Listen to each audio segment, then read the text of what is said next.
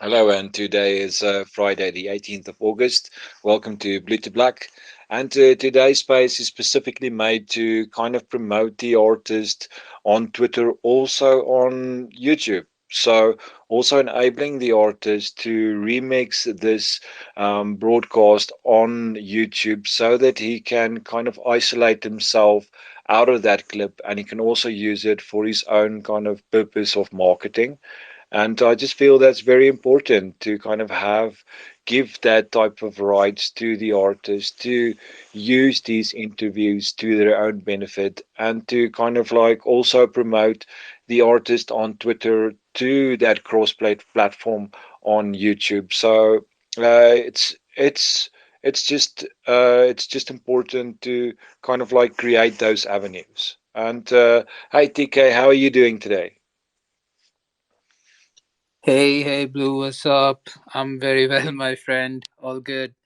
Been working on this and that, and a couple of new things that I've come across. And let's just say that these are very interesting things which can work out for all of us in the long run. It's all related to spatial and avatars and stuff like that. So, yeah, man, been immersing myself into that. Now that sounds pretty good. So, what's the latest news there in terms of all of that? And let's have a dive into bit of that virtual reality and all of that. What are you learning, man? What are you learning? So currently, what I'm at is AI and PCs. Do you have a basic idea of what NPCs are? These characters, these AI Yeah, characters, or those type of things. yeah, like the non-playing characters, like when you play these games, right? Let's say some in the 90s or in the early 2000s when we used to play games. So there used to be these certain games like dungeons and this and that, right? Where you go walk up to a certain character and then the character starts talking to you, like it tells you that, okay, this is what's gonna happen or whatever. It'll just help you, navigate the game better. So Yeah. now what we can do is we can basically create avatars and then deploy these avatars into your space, like whatever space you have in spatial. And now these folks can start talking to your visitors as well. So let's say you have an art gallery, right? And there's this butler kind of looking guy who's just there to welcome everyone. Yeah. And now, as soon as they go near this guy, he basically starts talking about when art has a voice, and he can possibly start with reciting your poem and then go into the nitty gritties of the project or whatever it is, right? Like basically, just think about what kind of revolution it can bring in the world of branding, because now it's not just showing your stuff in the metaverse, but it's even interacting, with people. Because at the end of the day you can show a very beautiful artwork, but then if there is no voice behind, I mean, like if there's no one explaining that to you, or what was the artist's intent behind creating that artwork, it's obviously open to interpretation, and it can be interpreted in a million ways. Like it can look good, bad, ugly, whatever, right? And it's not in our control, but now we can. Yeah, just imagine there's a dude like right next to a whatever avatar, right? Like you have a robot looking avatar, and as soon as you go nearby that, it just starts talking about your project, about this artwork, about whatever. And it's crazy, man, this stuff. Fuck yeah, like I'm so happy that I found this, and I've been immersing myself. I mean, all this while I've been tripping out on AR and shit like that, but dude, this shit is way Well, I more tell you intense, what, man. Like, if you really want to explore a bit, then what I'll do is I'll give you these digital fashion items that I've got already, and I'll give it to you to kind of wrap onto a character, and then I'll give you a few kind of dialogues that these characters can say. But I'm quite involved in these chatbots. Um, so let me tell you about the chatbots. I go into betacharacter.ai. Are you familiar with them? no, please tell me more. It's pretty cool, man, because they are completely linked to the internet. Like like Bing just came out, kind of AI browser connected to the internet. Well, Better Character AI has been linked to the internet. So I've been using it as a social listening tool for a while now. But the main thing is like I go into character better.ai, well, either way, the bloody platform. Um, and then I create different chatbots. But each chatbot functions as a different role in marketing. So one kind of focuses on marketing strategies, the other one focuses on social media marketing, the other one focuses on brand kind of building. The other one is a social listening tool, and the other one is an expert artist marketer. Um, and then what I do is I kind of set up a room where I either have some of them or all of them or whatever in the room, and then I ask them certain questions regarding marketing, regarding Blue to Black. Now, I've already programmed these chatbots. That there is a chatbot that I programmed as well to know everything about Blue to Black, so that if I kind of want to talk about myself or to somebody else, then I can refer to that chatbot that can then kind of talk on my behalf. But then this chatbot bot can also function in terms of understanding what the public can know about Blue to Black. But either way, I kind of use these chatbots to ask them questions, and then these chatbots kind of gear me in terms of how effective is the hashtag when artist voice. What are kind of current trends in hashtags at the moment in terms of listening tools, and then in terms of strategies like what type of giveaway should I implement, and all of those type of nitty gritty details in marketing that you usually will have to pay quite a lot to get somebody to kind of teach you. So now I just get these masterminds to really kind of help me in terms of how I do things and what I do and how do I implement it. And I can program those to be not only for Twitter, but to be on any type of platform that I want. So you mean you can deploy this on spatial as well, and like wherever you want? Um, I can navigate you to that chatbot, but I can't isolate that chatbot out. But if I go to like, there are platforms where I have, for instance, like Poe.com. This chatbot got hacked and it got, its mind got screwed. I don't know, somebody just knew more than me.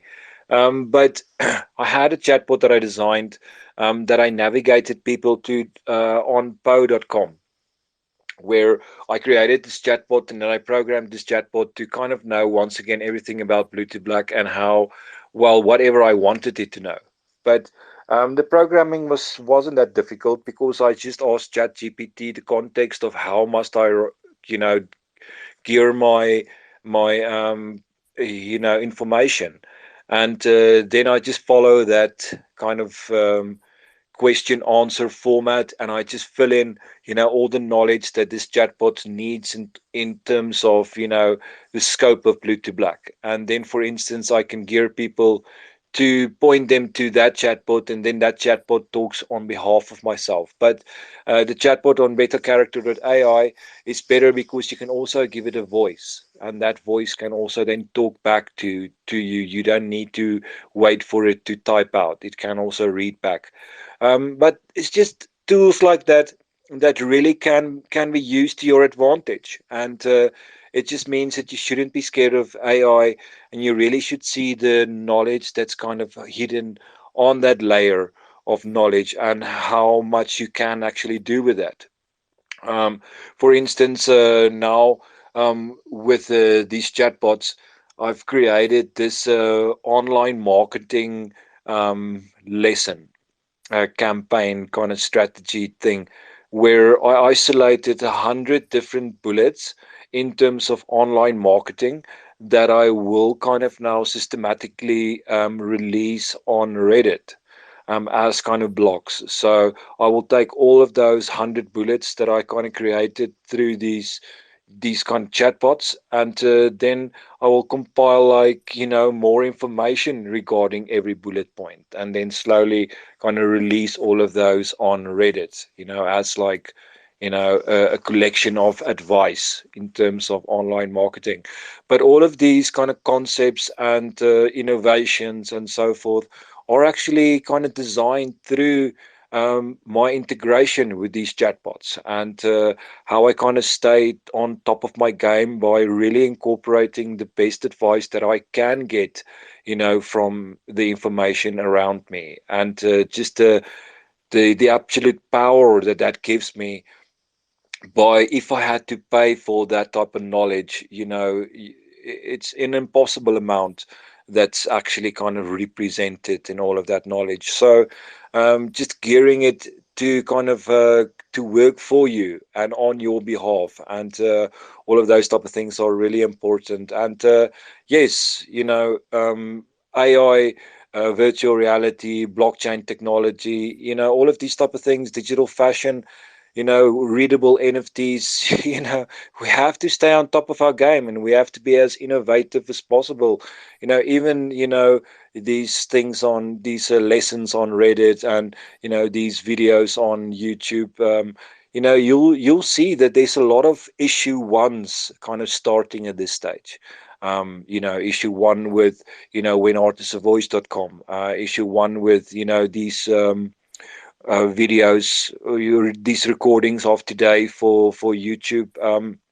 Then these lesson one from Reddit, and now these now first issues of these digital fashion design items, and now these first issue publications of these readable NFTs and so forth. So a lot of issue one starting up, and that is because now is the right time. Twitter is kind of reinventing itself, becoming X, and that really means that you have to put most of your reinvention for your own brand also in kind of conjunction with what is happening now to the platform, and kind of taking advantage of this time of kind of new energy and new money and new ideas being pumped into X. And the rebranding of X is a perfect opportunity for some reinvention on your behalf, and to also kind of be with the times, catch up, level up, upgrade, really lay that solid foundation of what you want to be kind of recognized as doing in the future. And that's where we're at the moment. Really kind of like inventing, all of these different ways of how we want to tackle the future, and the type of name that we want to establish, and what will be the foundation of tomorrow. Um, Obviously, the digital domain, and so much that we can do in terms of that. This is our time to shine, and you shouldn't really wait for the bull run. You should always be kind of building. Whenever you build, you just, when something happens and there is that opportunity, then you can tap into it. But you have to know that being innovative is the only recipe that's out there. Nothing is written in stone. In fact, the best you can do is always explore, always, be adventurous in how you do things. And, that will, kind of guide you to the best things that works for you and for your brand. And that is aligned to your brand, and, things that you can believe in. And yeah, it's a wonderful journey. So enjoy the journey. What's your take on all of that, TK?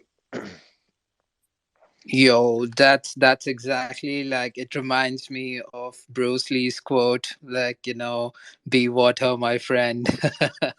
It's so true, right? Like, when you don't adapt, and if you are so rigid in your thinking that, no, I started with this is what I am, this is what I'm gonna do, then I mean, that's one way of going about conviction as well. That, yeah, man, I believe in this so much that I'm not gonna change, and I'm just gonna go ahead with it no matter what happens.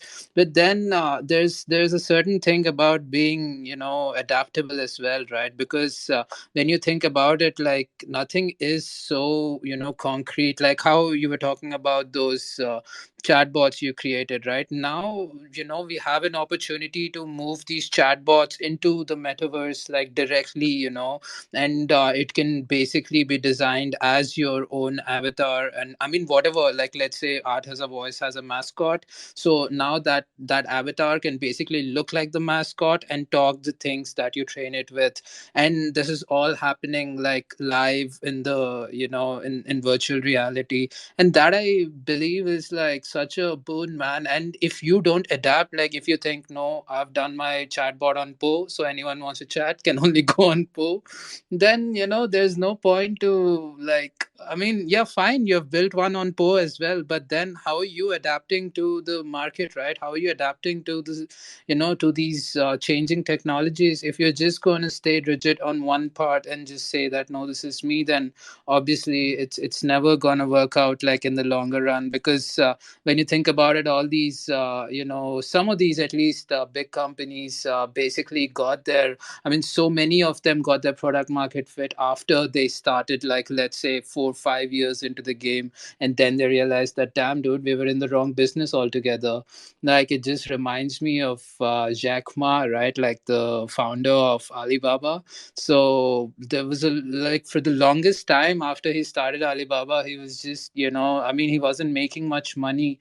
And then one fine day, he just realizes that, my business is basically like letting people advertise their stuff. And his fortune just shot up, like, ever since he made that decision. And that was the thing. Right now, yeah, it's a different story where he is and all that. But I'm just saying, like, certain decisions in your life, like, they literally, like, they make or break your thing. And adapting is something I feel that we should be doing it. Like, there's no point being afraid of AI, or any other software that comes out tomorrow. Like, let's say, even in Unity, I think you can start, basically prompting your 3D characters. Like, I mean, not exactly like, like, it'll give you the exact final output, but then you can work with it. Yeah, like, that thing is there. Now if you say that, no, dude, this is not correct, I used to make all these things by hand, and now just AI is doing it, then you're just getting left behind. Yeah, like, there's no point, like, just staying in that bubble that, no, dude, I'll create everything. Like, how I still, I mean, like, in my personal experience, what used to happen was, like, I used to think that I got to do everything by myself, right? Like, when I started Artina, I was like, no, dude, this I'm going to do myself, this I'm going to do myself, everything I'm going to do myself. And then it just kept piling on and on, and, like, work wouldn't just move forward because I have so many things, on my head. And then I realized that, dude, this is no way of going about it. Like, rather start delegating and, find folks who are better than me and who are smarter than me, and try to work with them. And that is the better way of doing it, right? And same thing right now, man, with these AI NPCs. So I'm like, not like I'm doing the whole thing by myself. Like, I've found these two folks who can help me with it as well. But then, yeah, like, my job would be to train the AI, like, train it on whatever information is required, and even help them with the design and stuff like that.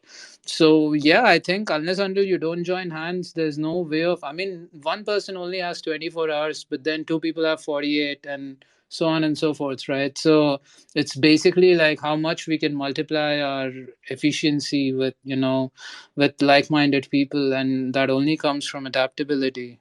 So yeah, Blue, I totally agree. And hey, Astro, how are you? Like, how's everything going? Hey guys, thanks for inviting me up here. Just wanted to chip in and just see how you're doing. It's been a while, so thanks for having me.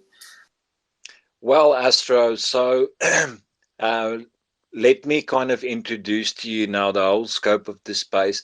So, this is going to be an interview with you, first of all, and this interview will, be definitely for the Twitter audience, but it will also be hosted on YouTube so that you have the capability of remixing that and really kind of also using the bits and pieces that are about you and about your brand, really as a kind of marketing tool. So, to kind of refresh the space, I would love for everybody to kind of get to know Astrid Porcelain. So, Astrid Porcelain, why don't you start by introducing yourself to everybody you know here on Twitter and YouTube? And let's get in diving into what is Astrid Porcelain. What have you been up to? Cool. So my name is Alex. I go by Astro Porcelain. That's my digital fashion brand's name.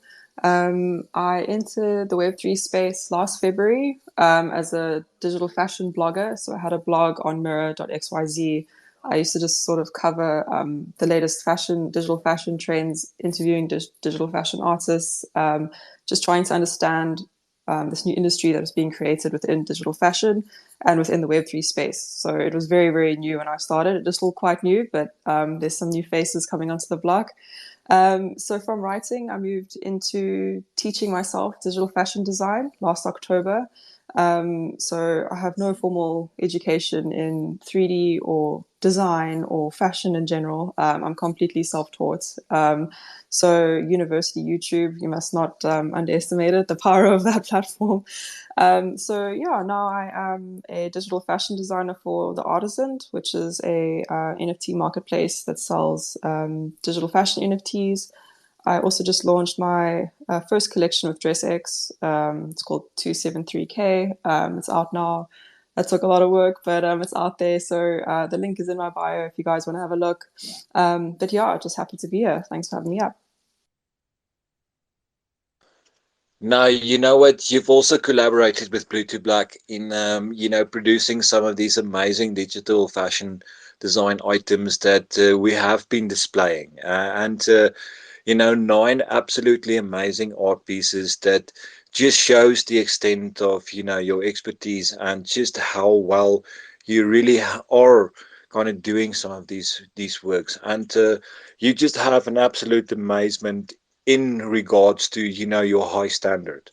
So I'm absolutely in awe of what you do and how you do it. And, you've been kind of a rock in this our own kind of digital fashion collection. So I did have a look at your work there for DressX, and once again outstanding quality of how you do things and what you do. So what you have all of these flowers really welcomed in your direction, because you've proven your creativity and just how much effort you put into your work. So in that regards, I compliment you completely. It's been an absolute honor collaborating with you, and I really look forward to launching this collection that you're so part of at the end of this month. And I'm sure that it will go a far way. So much appreciation going your way. And tell us a little bit about your writing experiences. I also am quite fascinated in hearing more about that angle. Sure. So I am trained professionally as a writer. I sort of started off as a editorial intern at Marie Claire South Africa, like back in the day, just sort of writing their web copy.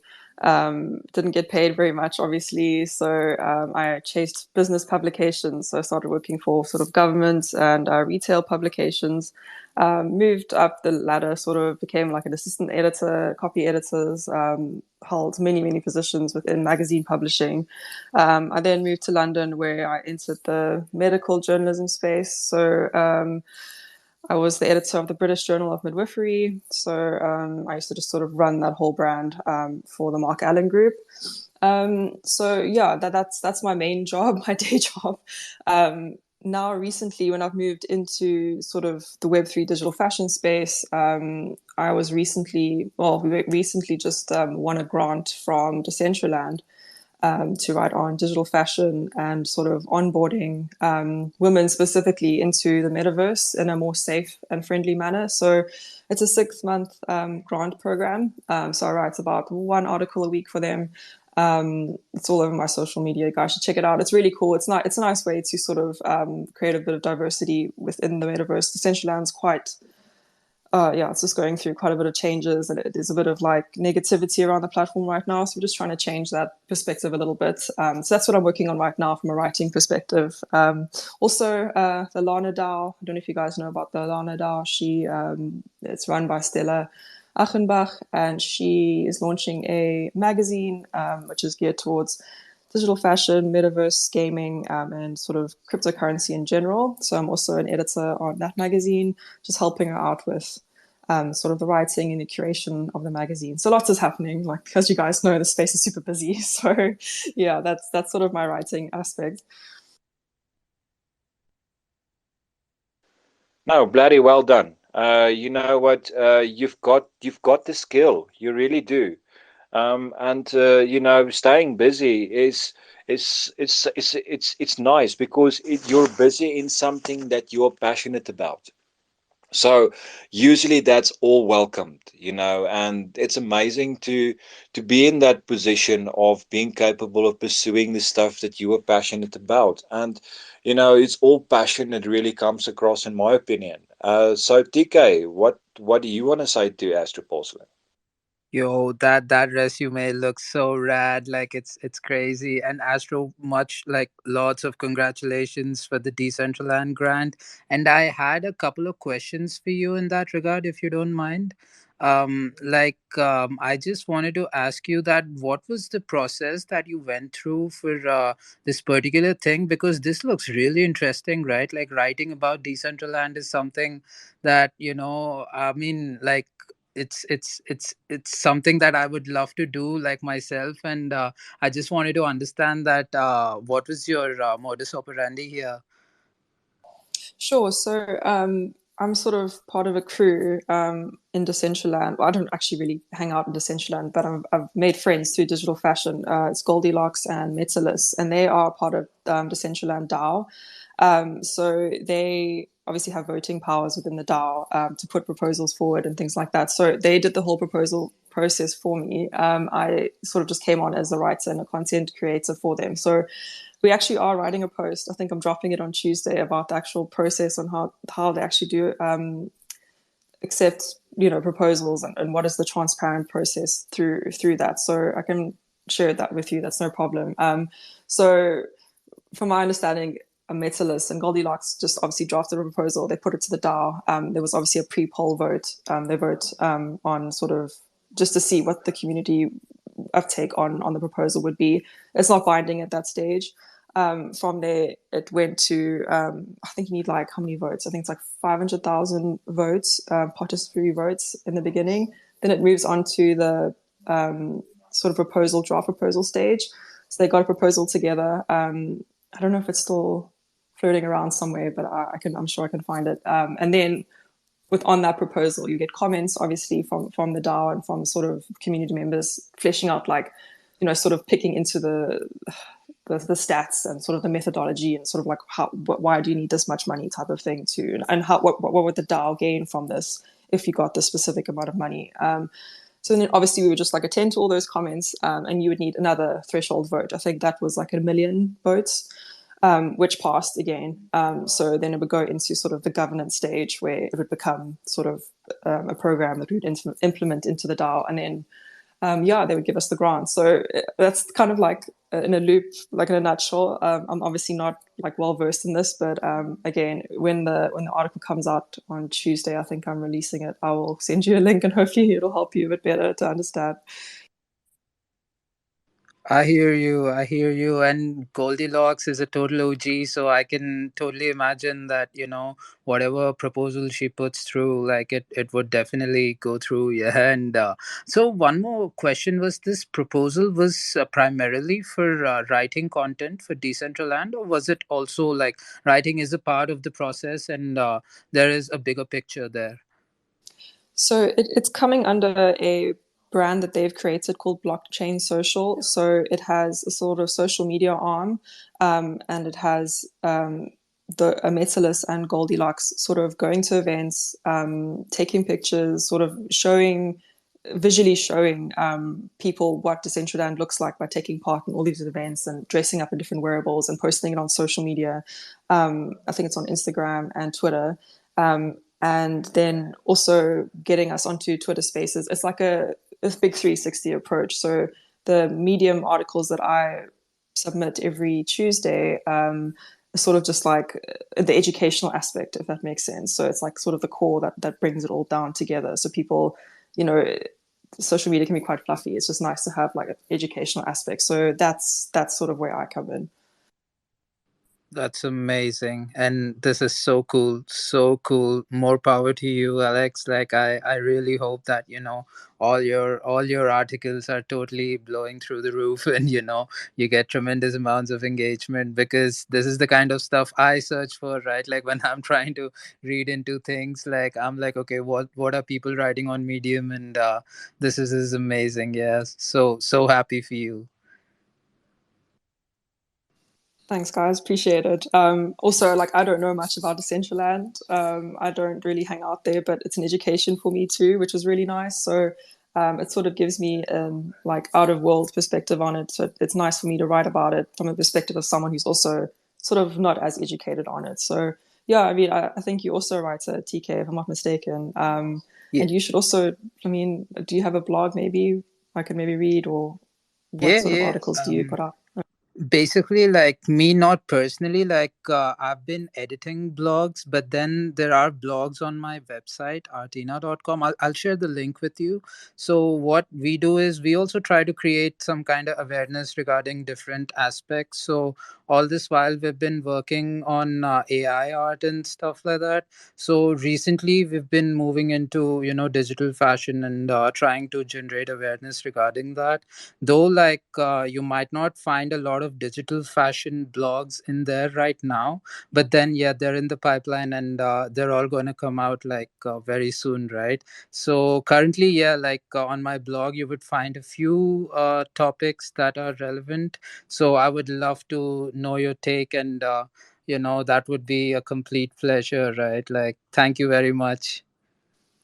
Awesome. Yeah. If you would like, I mean, I'm happy to contribute as well. If you would ever like content, happy to sort of Yes. whatever you need, you can always reach out to me and I'll be gladly help you with your blog. It's no problem.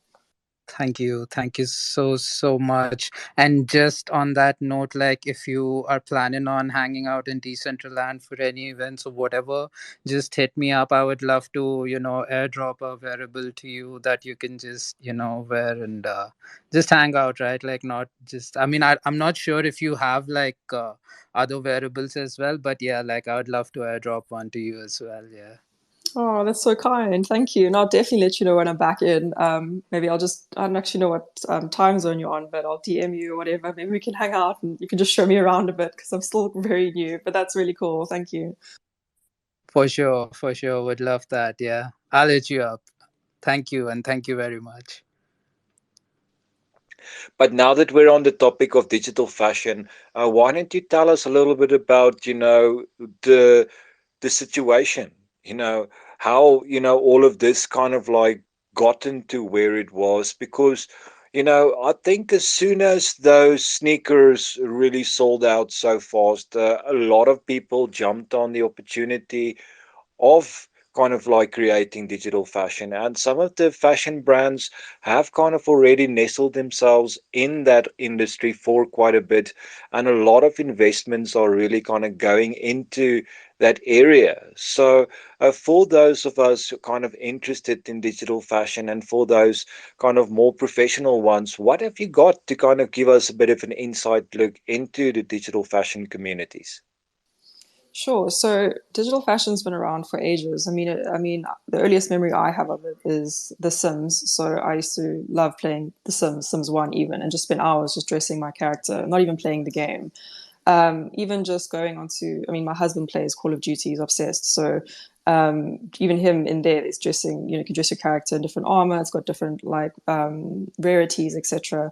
within the game. So digital fashion as a concept has been around for ages. What sort of spurred on this new movement of digital fashion? It sort of came about, everyone is saying, out of COVID, obviously, right? So since we couldn't go shopping and we couldn't actually dress up to go to places, we had to find other ways to dress up our identities, which would be online, right? To maybe go to online parties or dress up and hang out in metaverses. So that's sort of where it sort of really gained traction. I got inspired by Steffi Fung. She's based here in London as well. She's one of the pioneers in digital fashion. She does digital streetwear, and she just blew up as well. She's now part of the Psyche Collective. She's been pulled up by so many different digital fashion houses that are emerging now. So digital fashion has now a utility with it. Last year it was sort of just NFTs, right? So you could just buy beautiful turntable styled digital fashion pieces and just keep them as art. But now the utility part of it is what's really sort of driving it now. So augmented reality, obviously. So now with DressX, you can now wear their clothes in Lens Studio. Also PFP dressing. So if you buy a product from them, you can send in a photo and you can get styled in that outfit, editorial styled picture. So that's pretty cool. Another big pull is obviously the sustainability aspect of it. Obviously, fast fashion is sort of feeding a consumer's need to always create new content and have new things. Digital fashion is trying to take over that need. Instead of being so wasteful with fast fashion, it's not about shopping less, it's about shopping smart. So, buy digital fashion items that don't take up, they're not physically dumping or impacting the earth in any way, but you can still fuel your passion to create new content, digital items. So it's also very new. It's new to the point where there's still no formal education on it. So if you want to study digital fashion, you kind of have to Google your way through it all, which I did. I see Chloe 3D, which is the software I use to create my digital fashion garments, has recently released a Udemy course. So it's very, well, it's not very, but I mean, you can afford to now study Chloe 3D through Udemy. So yeah, sorry, it's kind of a roundabout way of how digital fashion came about and where it is today. But it's still growing. There's still a big interest in it, and there's so many investment opportunities still. So yeah, that's kind of where it is at. And it's blossoming. There's actually quite a bit of money pumped into it. And here with Blue to Black, what we wanted to do is we wanted to incorporate the fashion into visual arts and performing arts, and started kind of like just branching out in terms of bringing different forms of art together. And the next form of art that we are focusing on is now actually the writing, where we want to get people to write something in kind of in adding to this collection. So once again, the question here is, when does art have a voice? And what is your voice in art? And that can be, a poem, a prose, a story, you know, a anything that you like in regards to writing something to reflect on that, and kind of really looking forward to starting that theme at the end of the month with the closing of this theme of the digital fashion collaboration. So really looking forward to starting to kind of publish those poems and those stories, and in regards to editing those uh, those into a bundle and so forth, and publishing these, we will definitely kind of like explore this a lot more. And in the future we will definitely look towards getting writers and so forth that we can kind of bring together in terms of writing different things that are art related, the different forms of art, obviously, like people knowledgeable about sculpture and digital fashion, painting and photography, and really just bring a bunch of artists together and then see if we can kind of monetize that publishment, that publishing kind of thing, as as a collective, as all of us kind of standing together and all kind of contributing something.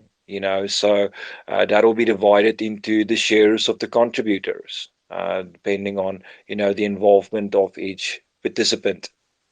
But the dynamics of that will still kind of be worked out. But yes, it's another venture that we're going into. But all of these submitted artworks, poems or prose or whatever, they will be minted individually as readable NFTs.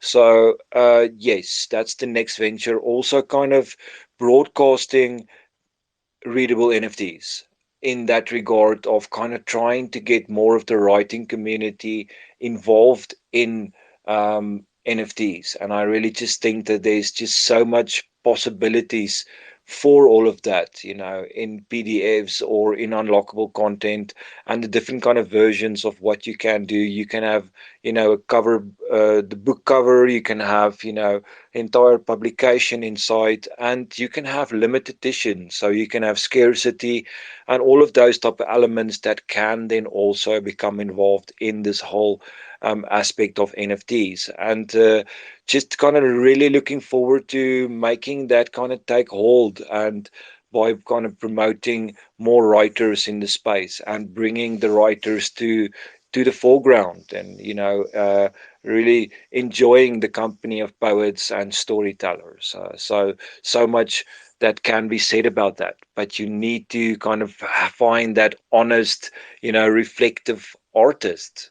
And once again, it will be a curation, so anybody can submit, but just know that I do kind of want to kind of have as high standard as possible in terms of qualifications, but I will definitely be as honest as possible. So you will first get the opportunity to better it or to edit it.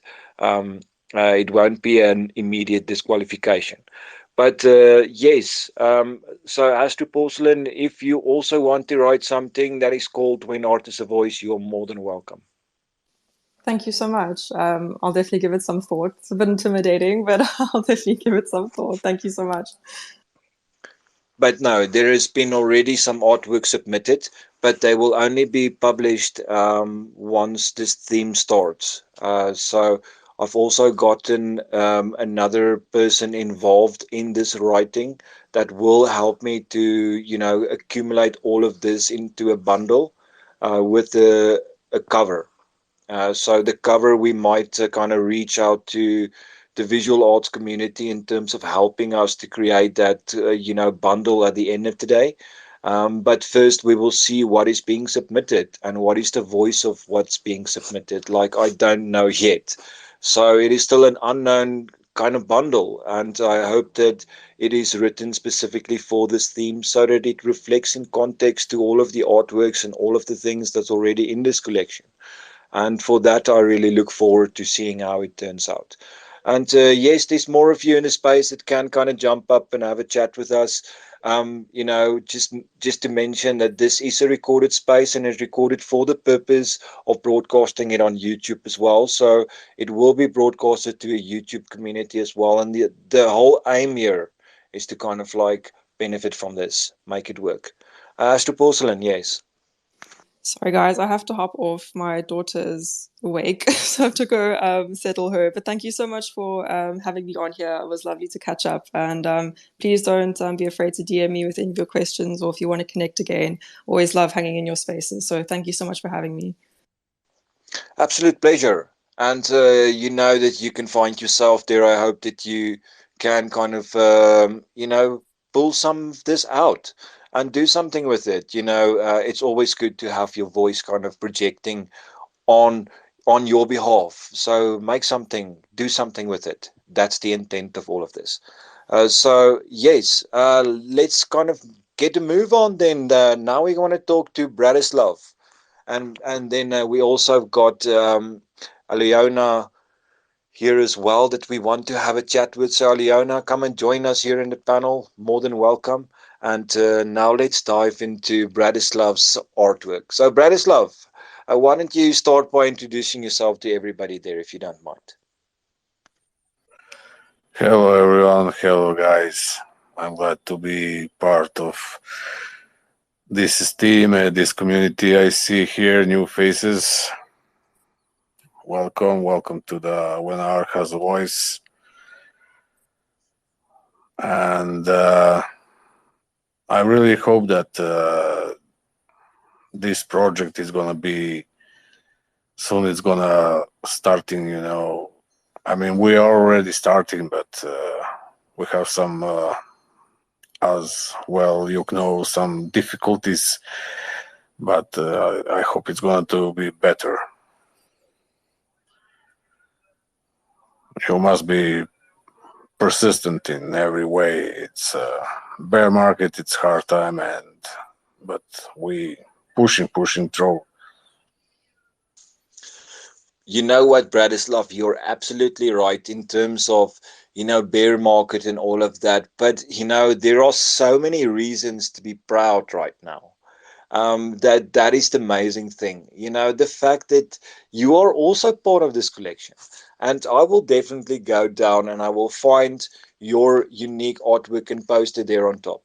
And, that is just the thing here. You have to remember that what we've proved here is that, we can do something together, and that is something bloody significant. Because, Bratislav, I know that you have slowly but surely kind of gotten to know some of these people that were selected for this curation. And I know for a fact that you recognize, just how much talent are actually represented in this collection, and what a brilliant collection it is to be part of. And, um, that's the thing here. You really need to kind of have that inside glimpse into some of these artists, into kind of who they are, what are they representing, and, just a bit of a story about the artist. But I can absolutely tell you that we've got Minas here, we've got Ebabur, we've got Chaz Gold, we've got Australia Shields, and, AI to NFT, we've got Sergio Ramos, we got Ogre Good News, we got Odds for Anarchy. You know, you know, these are legends here in the spaces. Jonathan Creasy, Web3 Woman, yourself there. So what if we got to complain about? As long as you know that what you have been part of here is one of the best curations that is on Twitter, that is kind of reflecting on more than just art, also a message of the arts. And that being a very, very deep message of the arts. So, by all means, the only thing I can say is be very, very proud, because you've done an absolutely amazing role in this, in what you've produced, and you've also brought your voice into the arts, and you show how artificial intelligence is filtering into the arts, and how the artworks can have this whole new voice, this whole new meaning, and that's coming to life. And that is something very powerful. So, for your contribution in this great collection, I just want to say thank you very much. And hold on, this is meant as generational wealth. So it's not meant as just a quick, easy, flush money. This is meant as generational wealth. It means that it is that type of fund that is set up for you in the future, in terms of, believing in where this can go, because the Prince is being launched next, the digital fashion is being launched, there's readable NFTs, the virtual reality, the augmented reality. All of those type of things are all being launched, the publicity, all of the marketing, and you are part of this voice. You are part of this voice of Blue to Black that are being prioritized in terms of, you know, what else you created, so that it doesn't only become this one piece of what you've done, but also a full round kind of, insight look into, what else you're creating in the meantime. And, why would you want it to end? Why would you want this marketing to end? Why would you want all of this meaning, all of this significance? And, is it all about just selling out? Or is it all about what you're part of, what you're actually doing now in the year 2022 and 2023, and what evidence of that is left out there in the world for the whole world to kind of go back to? So just remember the significance of what we are doing here, and the fact that the intention here is to make history. So you are part of this effort in terms of trying to make history. And that is more than many people can say.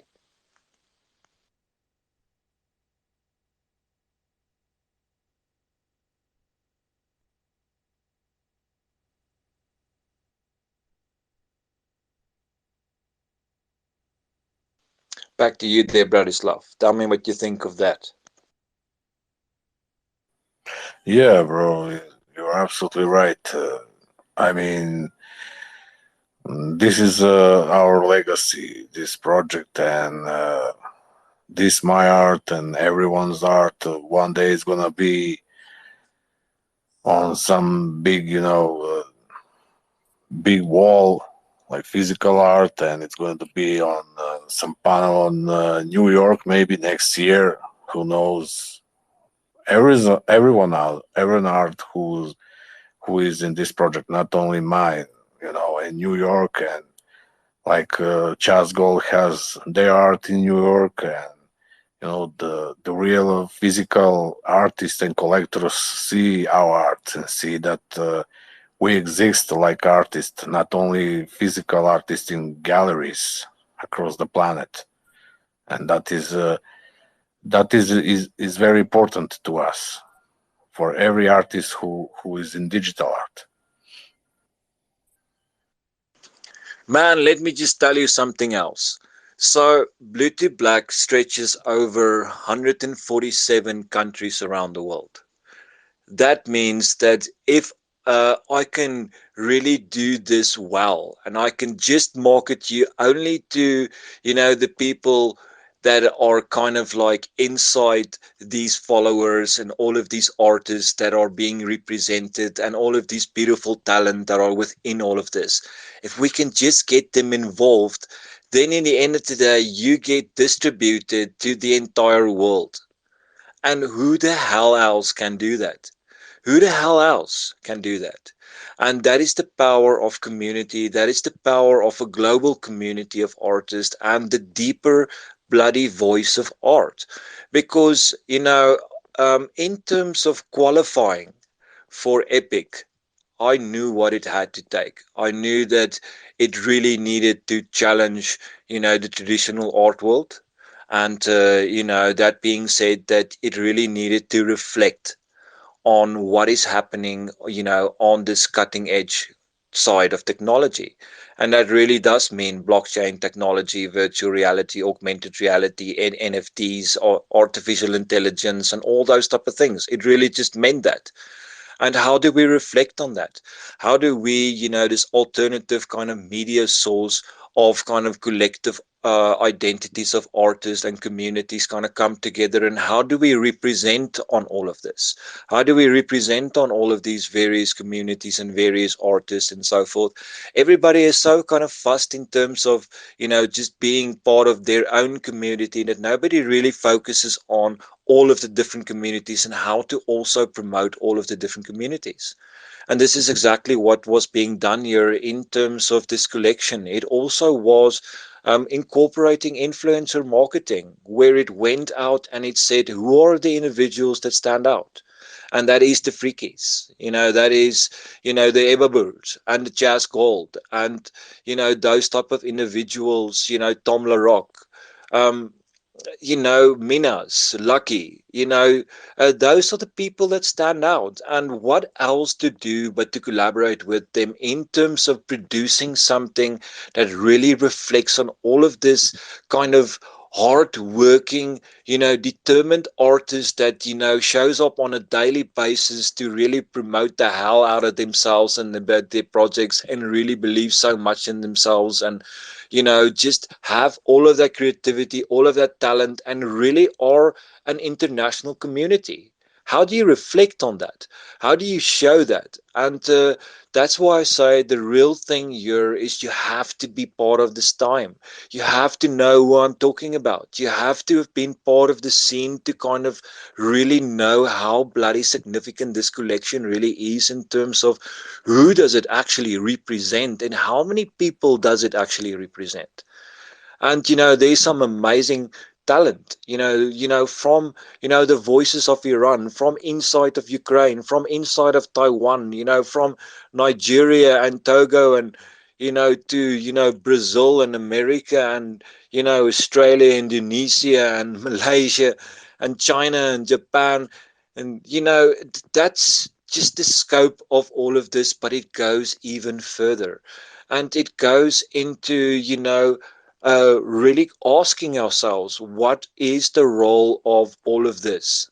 and trying to kind of find those leaders in the space that stand out as well in terms of partnering with them, in terms of finding those people that you can say, yes, I can vouch for, that project and that project, because they will be the safe passage to the future. They will be the ones to kind of guide this foundation that are being laid here in terms of what we are creating for the art world and how we are challenging the traditional art world. And we are challenging it in all regards. All the Sotheby's and Christie's and Guggenheims are being challenged by this, because we are bypassing them, but we are still kind of following, that, education that the traditional art world has left us in terms of, how it's operating, but here in this regard, being more inclusive, being less, you know, um, you know, kind of buddy, and you're more about, the art speak. Let the art speak, and let the unbiasedness of the art, and the role of that artist in this space. And this is how we show who are the role models, and the trusted individuals, and they deserve it. They deserve it, and you deserve it. And that's why I want to say, man, that you know just know, it's all what we make it. Nothing is epic. It is you make it epic. And I think that, if people kind of really knew who's involved, then they will know just how epic it is. And it's not just something that was, flew over in, a month or two. This is kind of taken, the best part of a year and a half of my life already, and his dedication to it on a daily basis in terms of projecting on this and projecting this to the world. So you're in safe hands, that I can say. But believe that what we create here is more about reflecting, in creating something that is representative of an entire world of artists. And it is more a movement than a community. People don't really, just follow Blue to Black to, get something in return. They do it because they want help. They want help in terms of marketing. They want help in terms of, being, isolated and projected, and collaborated with, and so forth. And that is very, very important. This is how we find the voice of the underground. But that became so much more than myself. It became an entire team of individuals. Even Robert Osier is part of, the YouTube team, and TK here is a brilliant co-host that will also be presenting something. And there are other artists here that will be kind of found, ways will be found of collaborating with you as well. But have a bit of faith in your creativity, have a bit of faith in your talent, and price yourself right. That is very important. You need to create scarcity of having own something of yours, so that when somebody do own something of yours, it is really for that artistic merit. And that says a lot. And for that, your art is an investment, and it will always be, no matter the price. But just remember that. um so yeah, Bratislav, first tell me what you think of all of that, and then we're going to move on to Oleona. Yeah, absolutely, absolutely. You're right, bro, and I agree with everything. I think that it's best to be consistent, and this project is gonna be very big, and I'm sure of that. That every artist is gonna have spotlight just to be, just you must be consistent in and stay and survive this bear market, and no matter of the gatekeepers and everything is.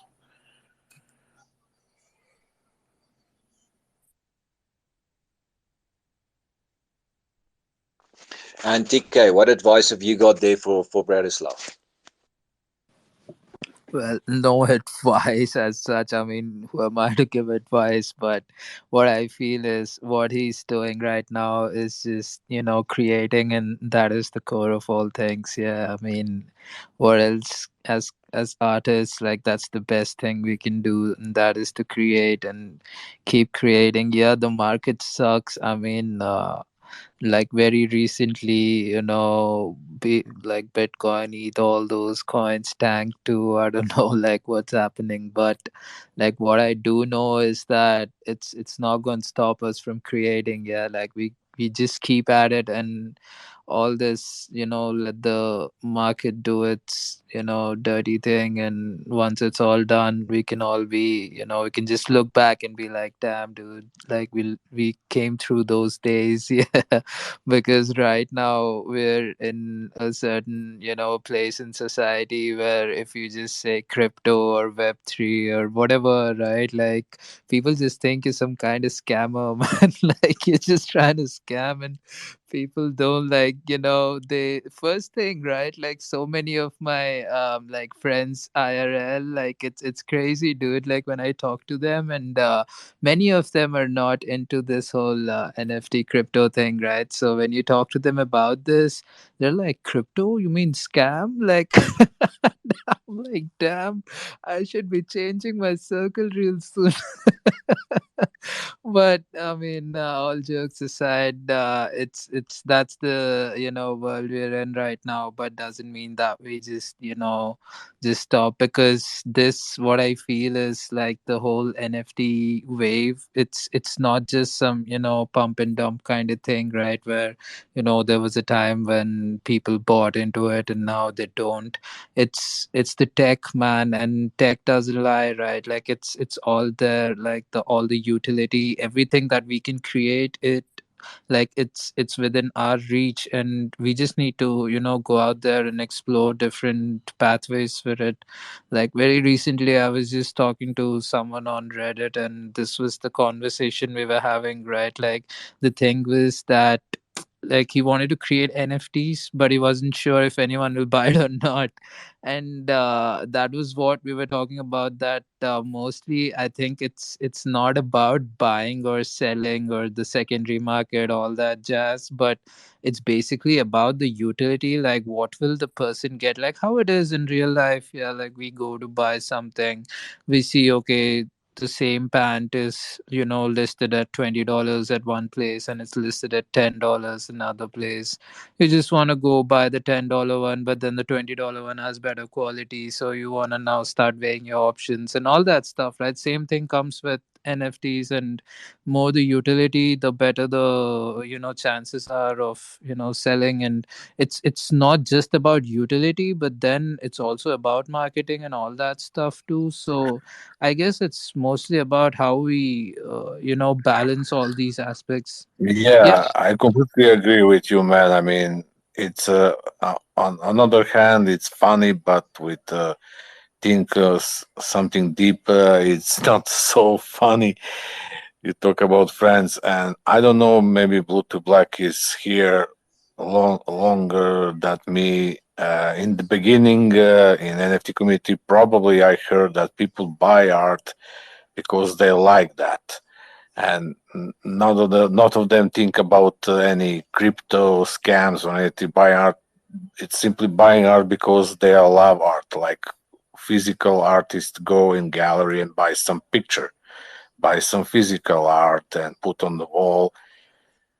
I mean, maybe I'm right, maybe I'm wrong. Blue to Black knows about that more than me, but today everything is NFTs and art. It's more the same. More is the high tech, high tech thing when you talk about NFT and crypto. And first thing people think about scams and crypto, not think about physical art, like that kind of thing. I agree 100%. Yeah. I think in all this, tech, jazz, art is lost somewhere, and people don't really associate NFTs with art anymore, but they definitely do associate crypto with scam. Yeah.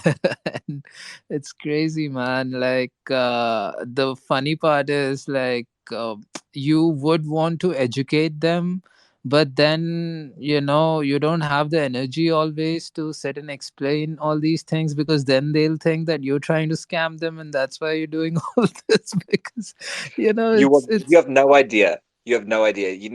just 2 days ago, I'm now bouncing around here, trying to find more writers. So I bounced into this space. Bratislav came with me. Bratislav was also there. So I'm just in this total new room and don't know anybody, and they're all kind of writers and poets and so forth. So obviously, they're a bit of a society already, that I don't know. And the moment I started speaking about myself, I'm like, yeah, I'm looking for writers and all of that. Yeah, everybody's like, still, yeah, on my site. Yeah. The moment I'm like, yeah, we're going to make readable NFTs from these type of things and sell it on Matic Polygon chain, I lost the entire crowd, man. I was like, I immediately became like, that guy, that fucking scammer or something. I don't know who that was. So, all of a sudden I just became like the irrelevant guy. I so feel you, and you just said it, man. Because mostly, as long as the topic is about the art and the books, and topics related to that, it's good. The minute all this Polygon, Solana, ETH starts coming into the picture, people are like, "What the fuck are you talking about, dude? Like, you're some kind of scammer, like." And they won't say it obviously to your face, but that is their, I mean, the way you record reactions, you'll realize that, yeah, dude, these guys are like, they think basically this is what's going on. And then you're just in this crossroads, right, where you're like, okay, fine, dude, ignorance is bliss, so just just love your life and be happy. But like, how you were saying about this room, I think like one way to approach this would be to not basically talk about the the blockchain aspect of it, but then talk about the utility that NFTs give. Because, dude, like, we spoke about it, right? Books are published, like they've been being published like all this while, and all these books out there have no rarity, have no, I mean, there is no further utility than the story itself, right? Like you buy a book, you read the story, yeah, obviously there's knowledge and information and all that stuff, but then at the end of the day, it's just some book that's lying in your bookshelf, and once you're done with it, you're just done with it, like it's over. Yeah. But here there is a whole new industry to One be explored. one advice, guys: when you go to some unknown space, don't mention the famous words. Hey, do you hear about Bitcoin? Never. Yeah, true that. Bitcoin, ETH. These are the kind of words that we should not be using, like anywhere. Even like, I remember I was just explaining what I do to one of my friends, IRL. So he was like, dude, what are you talking about? So this is crypto? Then I'm like, yeah. So he's like, dude, like, are you trying to scam somebody? And I'm just thinking that, should I say yes or no? I'm like, man, let's just talk about it some other time. And yeah, dude, like that's the thing, right? Like we just we have to navigate through all this. But then coming back to the topic, honestly, like it's like how you were talking about the writing community. Also, Blue, like if you're in these rooms, please do let me know, man. I'd love to join in as well, because I've been personally trying to search for these writing community rooms, but then there are no, I mean, I don't know if these folks are so underground or if I'm not following the right people or what's happening, but I just couldn't find any. So, I mean, off topic, please do help me out, man. Like, I'd love to spread awareness regarding this too, because what I feel is that the more we talk about it, the more people will start accepting it, because this is something very new, right? Like, no one's doing it. Like, when you talk about like publishing as a business, Web3 publishing is something which is happening like in a very, not like people are publishing books and like how publishing industry in general works out here. Like, yeah, maybe people are publishing magazines and articles or whatever, like different kinds of media, but then books are something that have still not been very, they haven't been utilized properly, and this whole industry is just waiting, right, like for someone to just go and grab it. And like how you said, yeah, obviously there's education publication, and that's the most difficult part about it, because writers mostly wouldn't mind sharing like 50% of whatever they, let's say they first put in the effort of writing the book, then they put in the effort of editing. Like, I'm talking about these indie published authors, and all the whole basically ebook publishing industry and the self publishing industry. Just think about it, man. Like, the writer writes the whole book, he edits it, he gets everything done in terms of his book cover and stuff like that, and then at the end of the day, like, the publisher just comes and tells you that, yeah, fine, we'll print it as a book for you, and then you need to, like, once it sells, and you need to put in all the effort of selling it. Yeah, like, you need to go into these rooms, talk about it, like, tweet about it, talk to people, and do all, like, there are certain hashtags called writers lift and all that.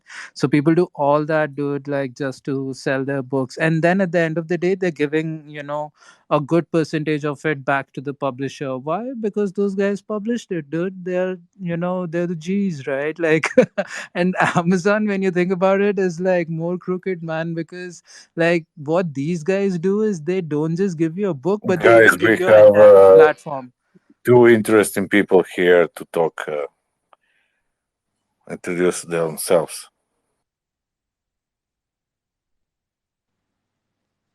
Yeah, I'm sorry. Yeah. So now Bratislav is just saying that we're losing Aliona there. Um, but no, don't worry. I'll get her back now. No problem. But Bratislav, the thing is here is we've got, so much education in front of us, and that is kind of scary.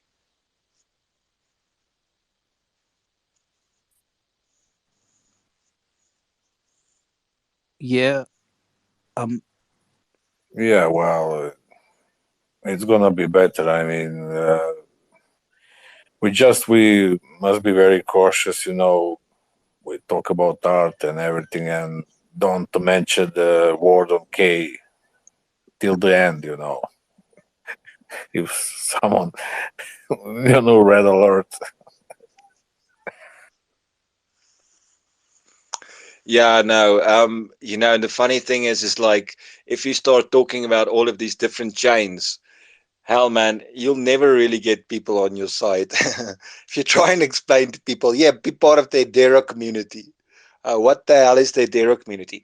Or, how about the Polygon community? It sounds like, if you really dive into it, it sounds like you're pro-Indian or something, and, you just get all of these weird ones. Like I start questioning where some of them are from, man. I really do. Like Solano, what do you know of Solano, man? Who are you supporting? Are you, people might just be saying later on, like you're supporting some type of terrorist organization or something. The Solanos, you know, I don't know. It's just, yeah, it's like you say, it's difficult. People kind of jump around, but. Before we lose Aliona there again, let's get in Aliona into the space there. Aliona, how are you doing today? I'm fine, just a bit tired because it's Friday and I had a lot of work and a lot of chilling and stuff, and I also have little devils in the house. I mean, my dogs who weren't letting us sleep this week because they were too fucking active. But I'm alright. I'm alright. Trying to sell, trying to raise prices for my art. Yes, the sales, they stopped for a bit, but I don't want to sell my art cheap. So, Good for you. I stand by that myself. I'm selling these artworks in the collection here for $65 at 25 limited edition. Meaning, you selling the artwork for around 1,600 around there. And, I feel like that they are worth that, because of, what went into it. And I stand by that. That is, so art is a subjective price, but this is more than subjective. This is fair. and I stand by that, and you pretty much calculated everything, much as possible is going back to the artist. So therefore, in all fair grounds, it's worth it. And I want the artist to start getting that mentality, and I will stand by it as long as you stand by it. You won't create that rarity of owning something of you without you making it difficult, without you standing by your talent and standing by your creativity and saying, I'm worth it, and you need to be like that, because this is exactly how you create scarcity surrounding your artwork, instead of it just kind of being flooded all out there and everybody can have it already and nobody paid nothing for it. Then how are you going to build yourself up to say you're worth 1,000 if you keep on doing that? You will never kind of reach that 1,000. You'll always be hunting for, the tens or the hundreds. You need to aim as high as you can. You need to ask yourself, is this a career or is it, just a flyby? Do you just want to put bread on the table, or do you want to survive and flourish and feel appreciated for what you're doing? You need to ask yourself that. Yeah, I fully agree with you on that. And I'm starting to raise prices, not like to 65, but I think that my art worth even more. And then I first put my like so-called high price, which is not actually high. It was 101 for ETAs for an anime for the work with an animation. Uh, I went to one space and the collector was like, "Oh, it's too high." If it was like 10 or 20, I wouldn't hesitate. But the question is not that like I'm putting high prices. The question is that you don't want to afford it. Uh, that's it. No, look, when I just earlier this week I really heard like a very insightful kind of quote, and the quote seemed a bit irrelevant, but let me just shoot and say it.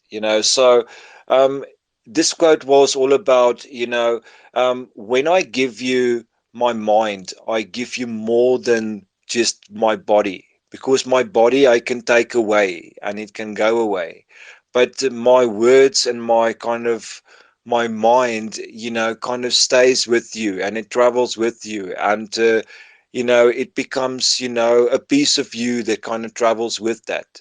And that is the same with art. It becomes that vision, it becomes that words, it becomes that conversation, it becomes that concept, that piece of you that really kind of travels on and it continues on, and therefore it should have meaning, and it should be you that really curates to only present your best, and to only kind of present, the best of you, and therefore kind of creating more of a demand in terms of owning something of you, because it's a part of you, it's a piece of you, it is not just something that everybody can have, it is just that uniqueness, that rarity, you know and that is something that nobody can give you but yourself. Only you will know how to, bring the most uniqueness, the most rarity, the most scarcity out of your, artworks. And that is by simply curating and only presenting your best, and only presenting smaller kind of amounts of yourself, in terms of making it easy for people to decide what to have. But those selections should be kind of controlled by you. You are in control of what you present and the prices that you present, and those type of things really need to be reflective on the time and effort it took to create them.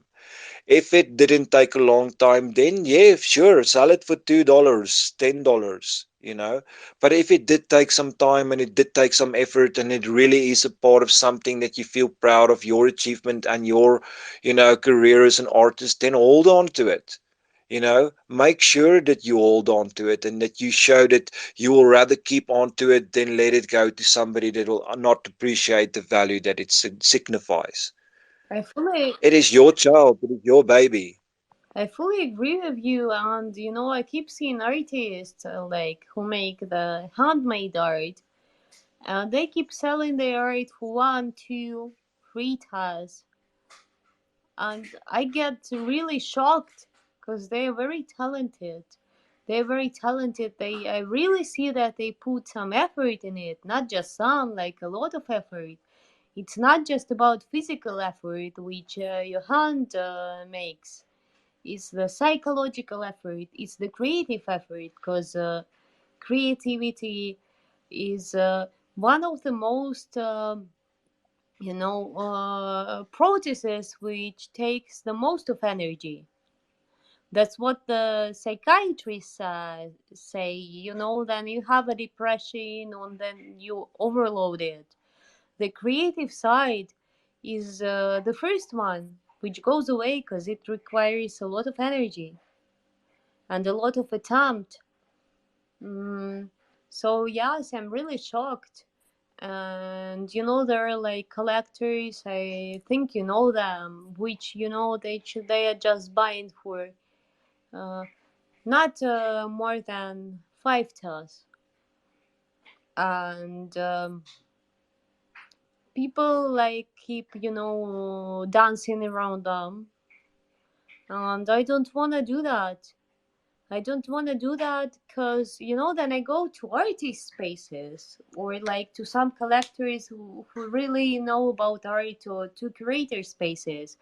I feel that they really want to go deep into the art. They want to discuss it, and they have more words to say about it than just dope or cool. They really want to know the person behind the art. They really want to know the meaning behind the art and the legend behind the art.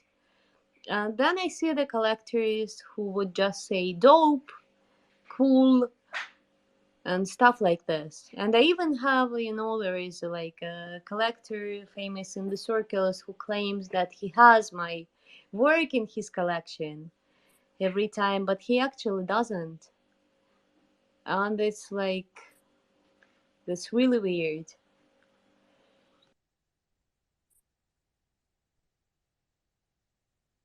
So the just here today, I actually asked that question on Reddit myself. I asked like, what's the average price of an art NFT?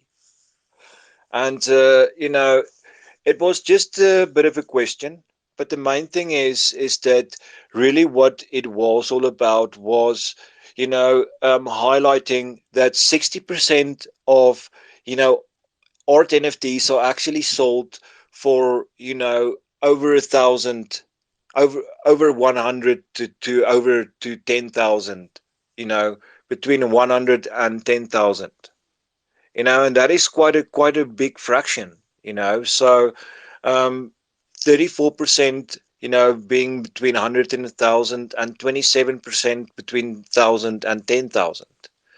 And that's quite significant. It really means that you know um, people are kind of playing two different games. You have two different leagues out here. You have what you think is happening and what is really happening. And if you are selling your NFT for $22, then where the hell are you on that scale? Where the hell are you? You're at the very start. How the hell are you going to go from $2 to $1,000? What leap do you have to take if you all of a sudden do that? How realistic is that going to be in your career? Or how realistically long is that going to take for you to systematically go from $2 to 1,500? It's almost impossible. So what are you doing to your career? What are you kind of saying here? Are you saying that you're worthless? Are you saying that it just took you a few minutes to create that, or that you're not really appreciative of what you created, or you're not really curating the best? You're just throwing everything out there. What are you saying about your career? What are you saying about yourself? And that is something that you establish. Only you can establish where you are, because the subjectivity is still there. Now, obviously, you can say that yes, there's somebody else that does it just like this, and he also sell it for that, and he's getting sales and you're not. But it is more than that. It is the artist behind it. It is what you symbolize through that. What is the story and the significance of what you are saying? And your career as an artist. So, the subjectivity really relies on your creativity. So you need to reflect on that. You need to show that this is what you feel you're worth, but don't overpopulate and kind of debunk yourself by, not having that scarcity, you know. So if you want to kind of be kind of true to yourself in terms of creating that, then be honest about creating your scarcities and creating your rarities, because those are the type of things that really becomes necessary if you really want to, have successful sales. Then, have less of a choice. Have, like I say, three different prices. You have something of, a one-on-one at a high price, and then you have, those average prices, which is then that kind of still a high price divided into, more reachable prices in within an edition. And then, like, your lower editions, your lower prices should be quite a high edition, because you need to still kind of like get to a certain, lowest amount that you will are willing to let it go for. Of course, not it's not to say that all of them will sell out. So you need to kind of be considerate of that, and you need to be considerate of, the honesty of what it takes to survive. So rather focus on promoting, your best artworks, specifically for a room, rather than, just your latest work. uh, you know kind of try and, be have a balance of always kind of being true to, the rarity that you create about yourself. And if you don't get any sales for something, then rather burn it and promote something else, and try another, marketplace. That might also work. But yes, it's a personal journey, but you definitely have to do justice to your career.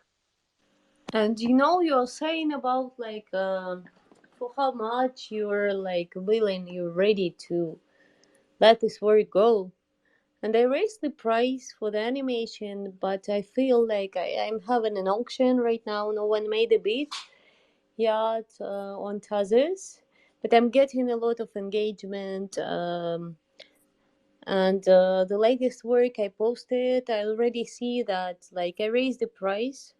Not like much, but like I'm selling dishes like 20 tas. I was selling it back first at 5 tas, and I see there is like customers. There is a person who is like who really resonated with it, and he says like, I need it. I need this work. I just like he's not saying I want it. I need this. It resonates with me, and I always think I have 101, which is not like drawing, which is not a self nude. I have some self nude 101, and I put it for 50 tas now, but I feel like I want to raise it because there is not just creative effort and technical effort to it. There is like some suffering because I dedicated to some of my thoughts and traumas. And the one you can see on my PFP, it's about the females suffering for their rights, for their bodies to be accepted, and for their roles in the society, which should be equal to man roles. And why should I sell this work? I were like for less or like for 30, because it's also an emotional effort. And it reminds me of the boss at work who says about your tasks which you do, ah, it's simple. So he never tried to do that. That's like what I'm talking about. Sorry, my boyfriend is working with metal glass in the background, so I'm gonna mute.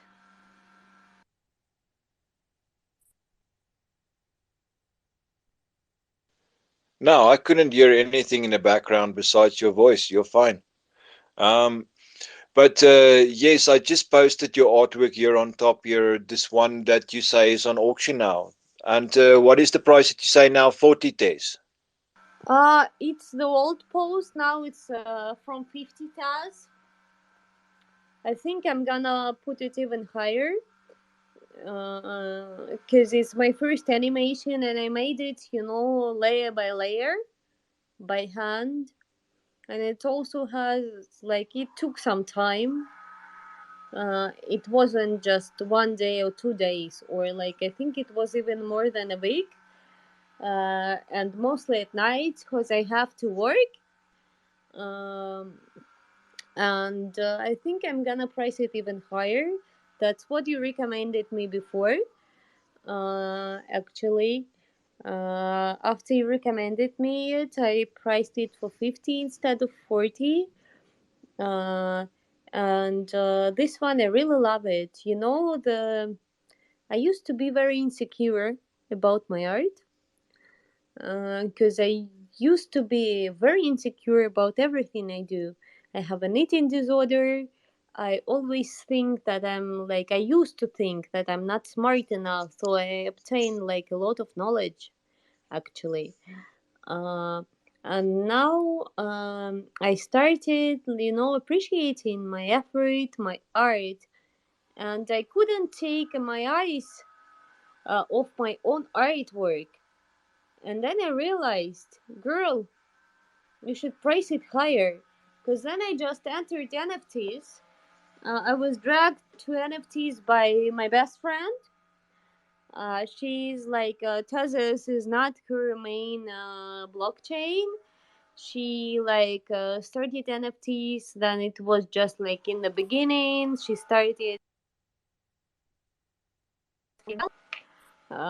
There was like this coin Kusama, and she says like sell editions, and then I was entering, she said like put from 1 to 3 tasks, and I already put higher than she said, because I was like, I'm not gonna sell my work for uh, less than $3.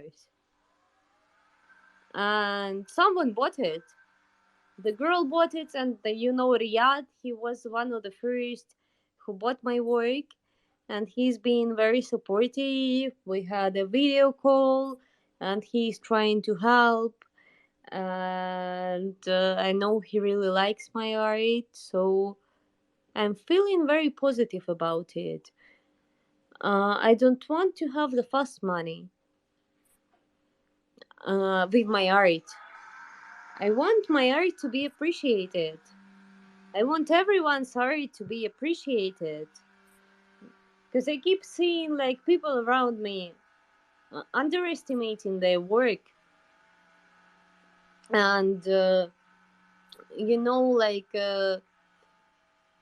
why?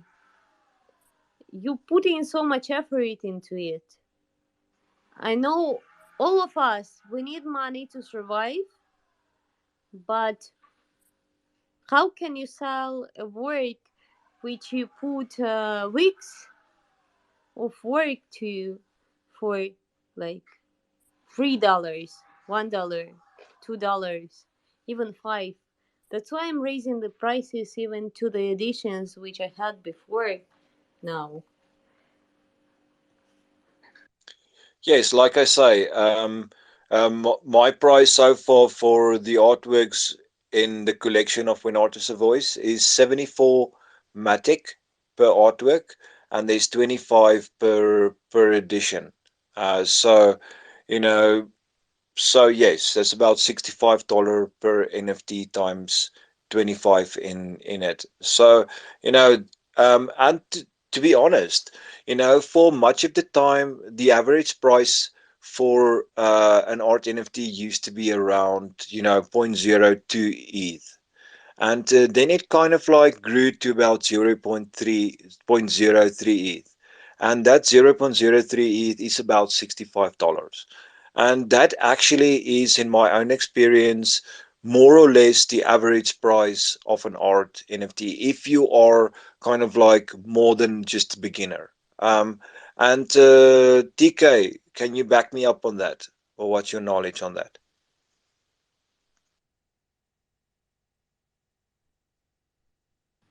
Yo, y- I'm so sorry. Can you please repeat that for me one more time?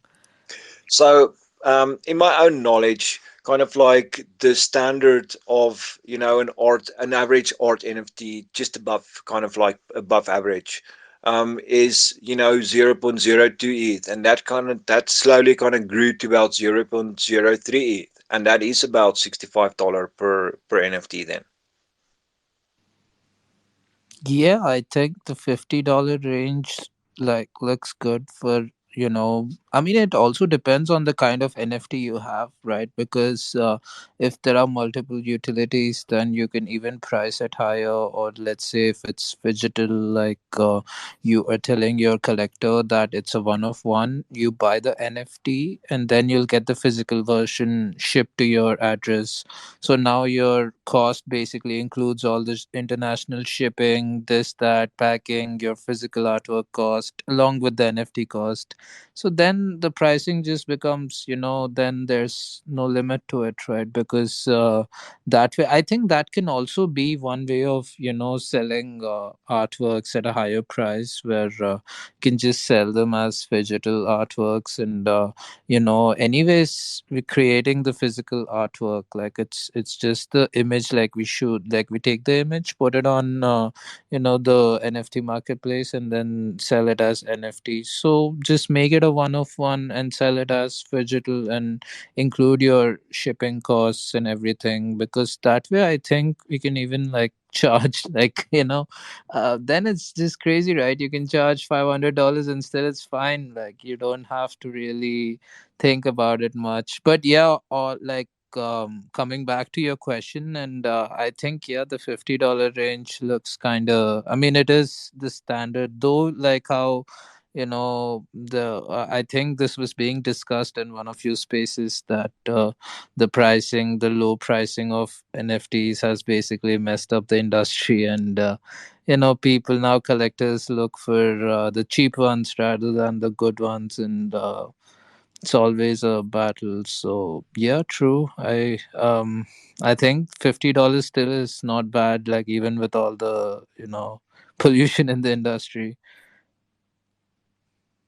You were telling that they were looking for good and cheap, but I don't think the collectors are really looking, for good. Most of the collectors, there is like some which understand and which wanna go deep, but uh, most of them they just, they wanna treat their ego because they enjoying like young artists, especially girls, being around them, going to their spaces, waiting for the line, saying, "Oh, thank you, I love you so much, thank you, you're the best." And I experienced that. So I've been into NFTs maybe for a month or less than a month, and I've experienced some, I have your work in my collection, but he actually doesn't. And I want to say I love you to the people in the spaces who really, who really support me. Maybe they are not even buying, but they are interested in my work. And they're saying, I see this, and this in my work and in your work. And they're asking questions because there are people who don't buy my work, but they're saying, you inspire me. I see this in your work. It's really powerful. It empowers me. And my best friend who dragged me into NFTs, if you don't mind, I will share her recently sold artwork. It was Yes, do 101. so. Stage is yours. She's really great. She's the one who has been supporting me for my whole way. I'm a self-taught artist. She's an architect by her profession, and she is like very mm, realistic. I don't want to be realistic myself, but like she is fantastic. And this work, I know how much effort it took for her. And one guy, he suggested listing it for her, like minting it for her, and she had to give him $70, and she sold it for like for good money, but she could have sold it, for much bigger money. And the collector who bought it and who is really like keen on this work, he texted in the comments once that I bought much worse for much more money, and she's excited that he loves her work, but she's also like, what the fuck, you're saying that you bought much worse for much more money. So don't I deserve more for my effort? Because I know how much she's been working on this one, how much effort she put first in the pose, because she had to, film the pose herself, and then she was working in it a lot. And yes, I think her work deserves to be like, I don't know, in the museums, because not because of the effort she made to to work on the picture, and it's really amazing, because of the um, meaning also, because it's not just the Medusa. It's the Medusa who is who is strong, who is revenging what happened to her, what the Greek heroes made to her. And this is like one of my favorite artists ever. And that's like this. And by the way, we're gonna have a collaboration soon. She's gonna be drawing me, I'm gonna be drawing her, and she just left maybe 30, 40 minutes ago because she visited me. And I'm really proud of her. And I think she deserves even more, because she also takes an effort to, the collector wants her to print it, to send it. And we live in Georgia, which is not Europe, which is a post Soviet country. Which really wants to go to Europe, but it's not. And it takes an effort to print it and to send it in the frame. It's a lot of money. So he said he's gonna pay for it, but she needs to, to have this money now. And she needs to run to another uh, side of the city to do that and stuff like that. This is also an effort.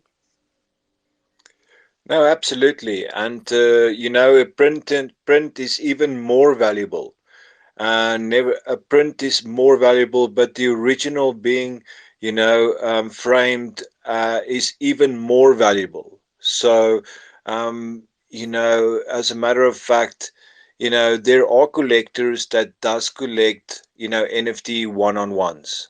There is quite a collector base for that, but they specifically focus on one-on-ones. They don't really participate in editions unless there's something really special about the edition. But plain and simple, the kind of rules are pretty much, one-on-one art qualifies. But these art pieces really does kind of differ in prices. But that would be, the more kind of investment collector, the high end collector, and they tend to kind of look for things that stand out, things that really resonates with them in terms of wanting it in their collection. And that is a personal choice, not really something that you can just just win somebody over in. It's a personal connection, and but there can be some shilling involved in terms of the meaning and the story and the emotions involved if you kind of cross those circles. But in general, just be proud of what you created, and just kind of like be that activist, be that representation of that artwork. Learn to have that attitude of that artwork, to kind of bring that artwork into your character, and to kind of really portray it as an extension of you, as an extension of your emotion, as an extension of your awareness and your representation. Yeah, I understand what you're talking about, but like her case is also about, we left our country. This is her only income. Like, so the husband is working, but that it's not much money. And we don't have a chance much to work for the dollars, for example. And our currency is fucked. And she tries to to sell it as fast as possible to pay the rent, for example, and to have something to eat. And the collectors, they just don't understand that for some people it's not just a hobby. And I don't want it to be a hobby just for myself, because I work as a social media manager. It's like also creative. I get to write text, and I'm also like in the heart, I'm a writer and a poet. But um, the art, the drawing is the one thing which makes me happy and that I want to do, which I'm able to do. And we have to survive too. That's like the dilemma. I know, I know. I know all about that. And you keep on investing more and more and more into it. So, it becomes an even more pricey kind of situation. Even more kind of goes into it. And, the whole secret to marketing is all how much are you paying for your reach? How much are you paying for your reach? Because all social media platforms are kind of geared towards ad paying for ads increases the reach. You're limited by the algorithm to have a certain specific reach, and we're all kind of trying to break the algorithm by having a bigger reach. But the algorithm is kind of set in a certain way in terms of giving you a certain exposure. Yeah, sure, if you get a blue tick, your reach might go up a little bit. Yeah, but you're still not paying for ads. So no, it's not still going to be limited. You're just fooling yourself there, But if you're really interesting, if you really kind of like, make somebody's day and they really need you in your day and they do kind of go and, you know, specifically go and look up what you are doing today and you are just so hot, then you might stand a chance and you might not need any of these. And, your content will just be, super powerful. But that is all to do with branding, and that is all to do with, brand development and online marketing, and really incorporating that brand image into your whole persona in everything that you do. In everything is it becomes a strategy. Everything from the colors you use to what you talk about to how you design your platform, to all of the symbolism and podcast and everything else that you do in terms of your brand, and what you are representing in terms of your marketing, and all of that becomes one big campaign, and you just have to stick with it. Once you kind of set a certain kind of stage, then you need to just stick with it, and you need to kind of build on the believability of that, and the believability becomes everything in terms of what you're doing. But you can't give up, you can't lose the act. You just have to continue, you know, being that, and hopefully you were honest enough from the start so that it is natural and it is passionate and it is sincere. Then you've got nothing to worry about. You can just kind of go on and kind of believe and just build that confidence in terms of what your passions are. And despite the challenges, this just stick to it. Don't ever lose that game. Don't ever lose that face. Always kind of believe in yourself and always kind of continue driving. And like I say, if your passion are true and your words are true and your intentions are sincere, then you got nothing to worry about in this journey.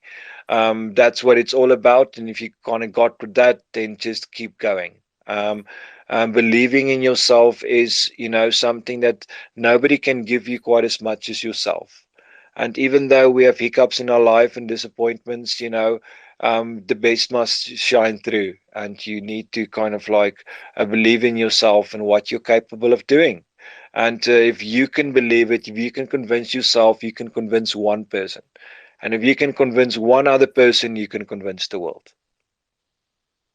Yeah, I fully agree with you. And then you're talking about honesty. I can't be dishonest because my art is, it's based on honesty. It's based on myself, on my traumas, on my feelings, no matter if they are, bad or good.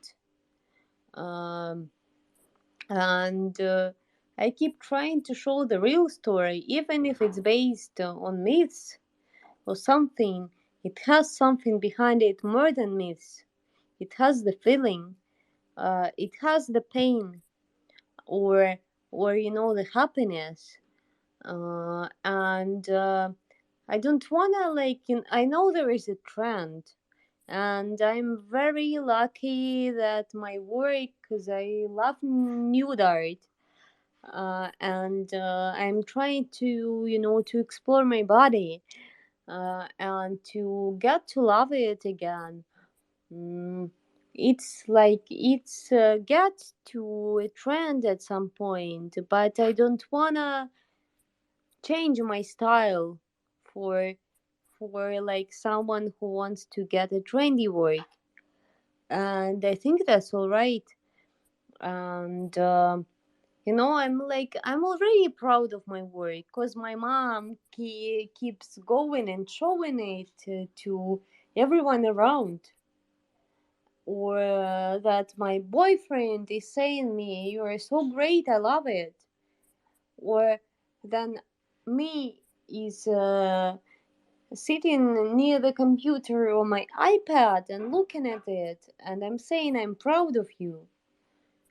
Because I can't take eyes off your work, and I know how much effort you put into it. And I'm like, for sure, I don't wanna burn out because of some people who want to get the trendy things.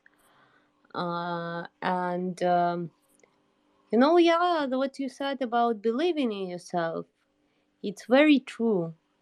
Because before you start loving your work and appreciating your work, no one else is gonna appreciate it. That's for sure. I'm the person who has an experience in mm, in therapy. And before you start appreciating yourself or your talents or your work, no one is gonna appreciate it as you want. So yeah, all the things you're talking about is true, and we need to appreciate ourselves more. We need to price ourselves much higher, and it's just the same as in any work. You should make people appreciate you for the effort you do, and it starts by appreciating yourself. Absolutely. And TK, you want to join in the conversation there? Is there anything you want to say to Aliona? Just that the decision she has taken to increase the prices is the best thing she can do for her artwork, and definitely never ever ever sell cheap. Yeah, like you like how you just said, it takes effort, it takes talent, it takes time, it takes all these things, and then you come up with something, that is an artwork. And just so that it moves faster, or I don't know, like it gets noticed by someone, and people might be inclined to pick up cheaper stuff, right? Like it's easier for them to do that. And it's, I don't know why, but I feel that even though the pricing is a strategy, right? Like different people use different strategies, and it's all about the kind of product you have and what you want to sell. But then when you're an artist and you're investing all that time and effort, never ever sell it for cheap. Yeah, and I really appreciate you coming here and basically talking about the process, and talking about what you feel is the right thing to do, because this is an artist's voice. Yeah, and this is what matters. So yeah, thank you very much. And the best thing there is that you are, already kind of like an activist in some of what you say. So you understand what it means when art needs to project that certain kind of, social themes, that social contemporary issues, that reflections of the emotions of society. And sometimes you, the artist, take that responsibility on yourself to really become reflectant on the issues of society. And in your work there is that theme, there is that kind of resonating kind of theme of yourself, who you are, your own attitude, your own kind of character, and your kind of representations also, transferring to that artwork. And that becomes part of the strength of that artwork, and the type of elements that needs to be focused on when you are presenting, that artwork, and the fight and the honesty of what is kind of being represented. Why are you an activist? What are you trying to say? What is your contribution to society? And how, is all of that kind of brought in context to, what makes this so special? What makes it so unique? Why is it rare? And what is the type of benefits that this artwork kind of brings to their life in terms of the identification to that specific emotion, or that specific lesson, or that specific awareness that you are kind of touching on through that artwork. I guess like in many sides of my life, I've always been an activist, political activist, feminist activist, and now an artist activist. Mm, and yes, I think that it's kind of my thing, and I wanna, empower people, and that's why I'm always telling my story about empowering myself, about choosing my part, about psychology experience, and about fighting, and about an eating disorder. And I had an experience a few days ago. I went to some music NFT share, and there was a girl who had an eating disorder, and we had a really nice talk. Then I tried to share my experience, and I'm really glad that I can show people that they're not alone. And that's what I like kind of focus on my art. So I draw self portraits, but it's about everyone. It's about everyone. To empower everyone to feel what they're feeling, to embrace their feelings, to accept them, and to accept themselves. Because I know what it feels like not to accept yourself and not to love yourself.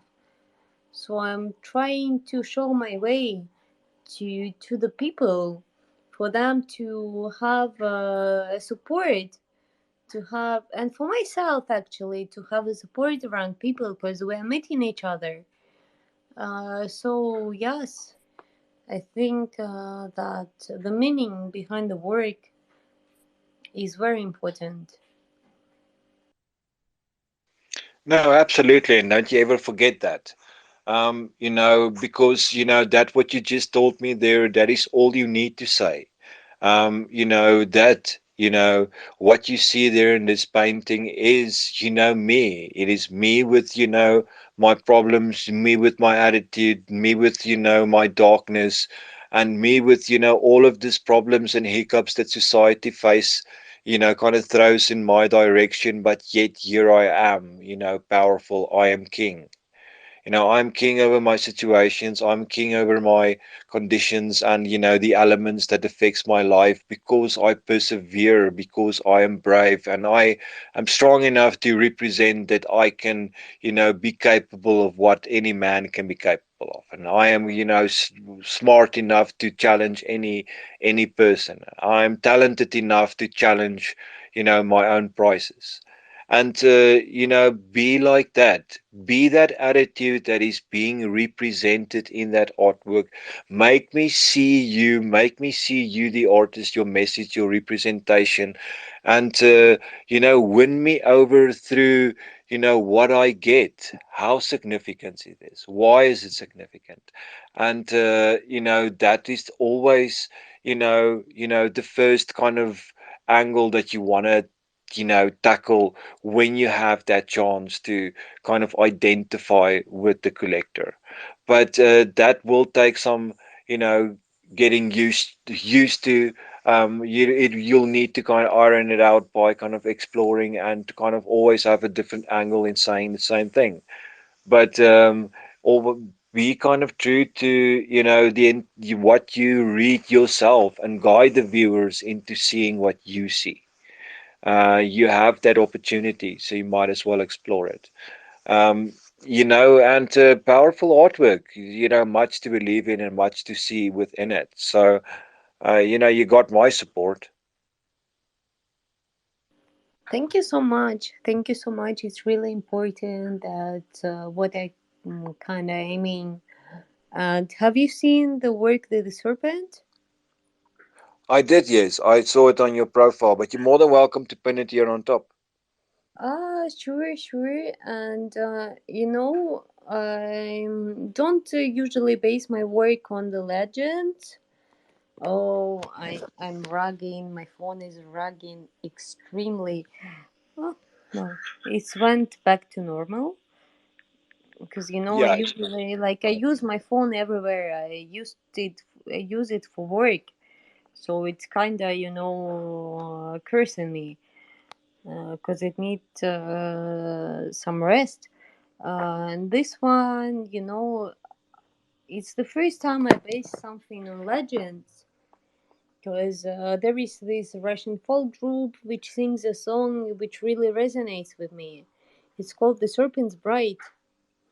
And I decided to create a collection based on legends, especially the Slavic ones, because before I went through teenage years, I never realized how much meaning they have behind them. And this one is called The Serpent's Bride, and it's about temptation. There is a legend about the great serpent which comes out each year on one of the spring days looking for a new bride, and all the women are usually hiding. And the one who dares to go outside to the well to get some water and meets the serpent and accepts the serpent's gift uh, becomes his wife, and becomes his bride, and she's being dragged by him to his underground realms. And there are different traditions. In one, the serpent is considered to be the symbol of wisdom. In one, it is considered to be the symbol of temptation.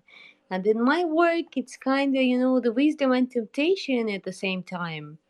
Because, I strongly believe that there are temptations which you shouldn't fight. Because there are temptations which make you happy, which make you complete. I could never resist a glass of good wine, or a pint of beer, or a joint, or a one night sex, because it makes me happy. It makes me complete and content. And here you can see me in blue color. The character is me as always. And I am trying to fight the temptation. And the serpent is red because it's the symbol of passion and temptation.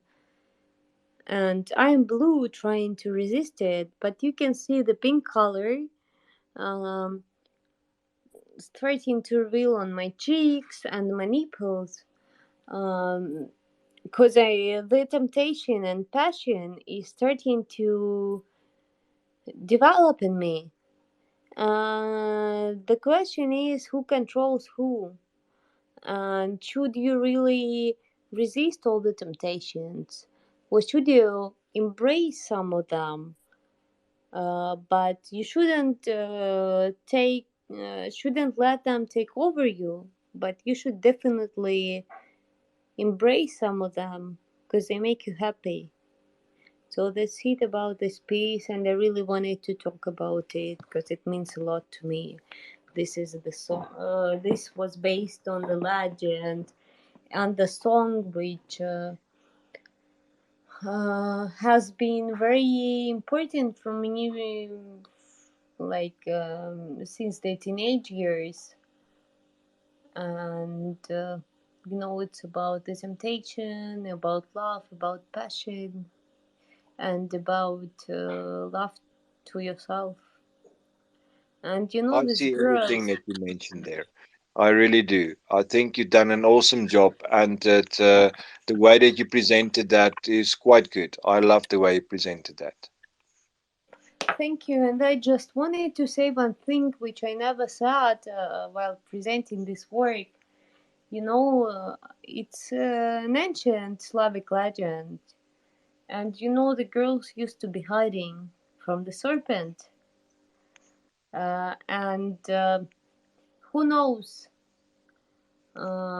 Maybe they would get more freedom from the serpent than from the society they were living in. Maybe the serpent is there, uh, how, how do you say this? The serpent is the one who is gonna free them from the society they're living in. They can be free in the underground, though, relatively free, but they don't have to, accept the man who is the one they don't really know, and who is the one who is, um, keeping them inside and keeping them how to explain this? I keep forgetting words. Okay, but I hope you Trap. understand me. Keeping them trapped. Keeping them trapped, yes, because they were usually married not to the man they loved. And what's the difference between the serpent and the man who was living in the same village with them? In both stories, maybe they were used to just, to as the tool to procreate. But the serpent at least gave them power. Yeah, so this kind of reminds me of a Norwegian story that I was told that is also a bit of a folklore story, and it's just a funny story. I just have to tell it to you. This farmer, right? He gets this girl that is um always bragging to about his best bull, and he's always bragging about it and so forth. And one day he insists on kind of showing this bull to his girlfriend. And so then what happened is this girlfriend then also fell in love with the bull, and the beauty of the bull and the majesticness of the bull. And she then fell so in love with the bull that she and the bull then ran off into the woods.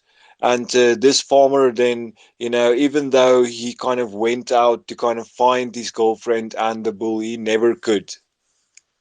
It's the same the serpent story in the Slavic tradition. Actually, there is a legend, and she actually fell in love with him, but she was missing. I guess it's kind of resonates with the Persephone and Hades story.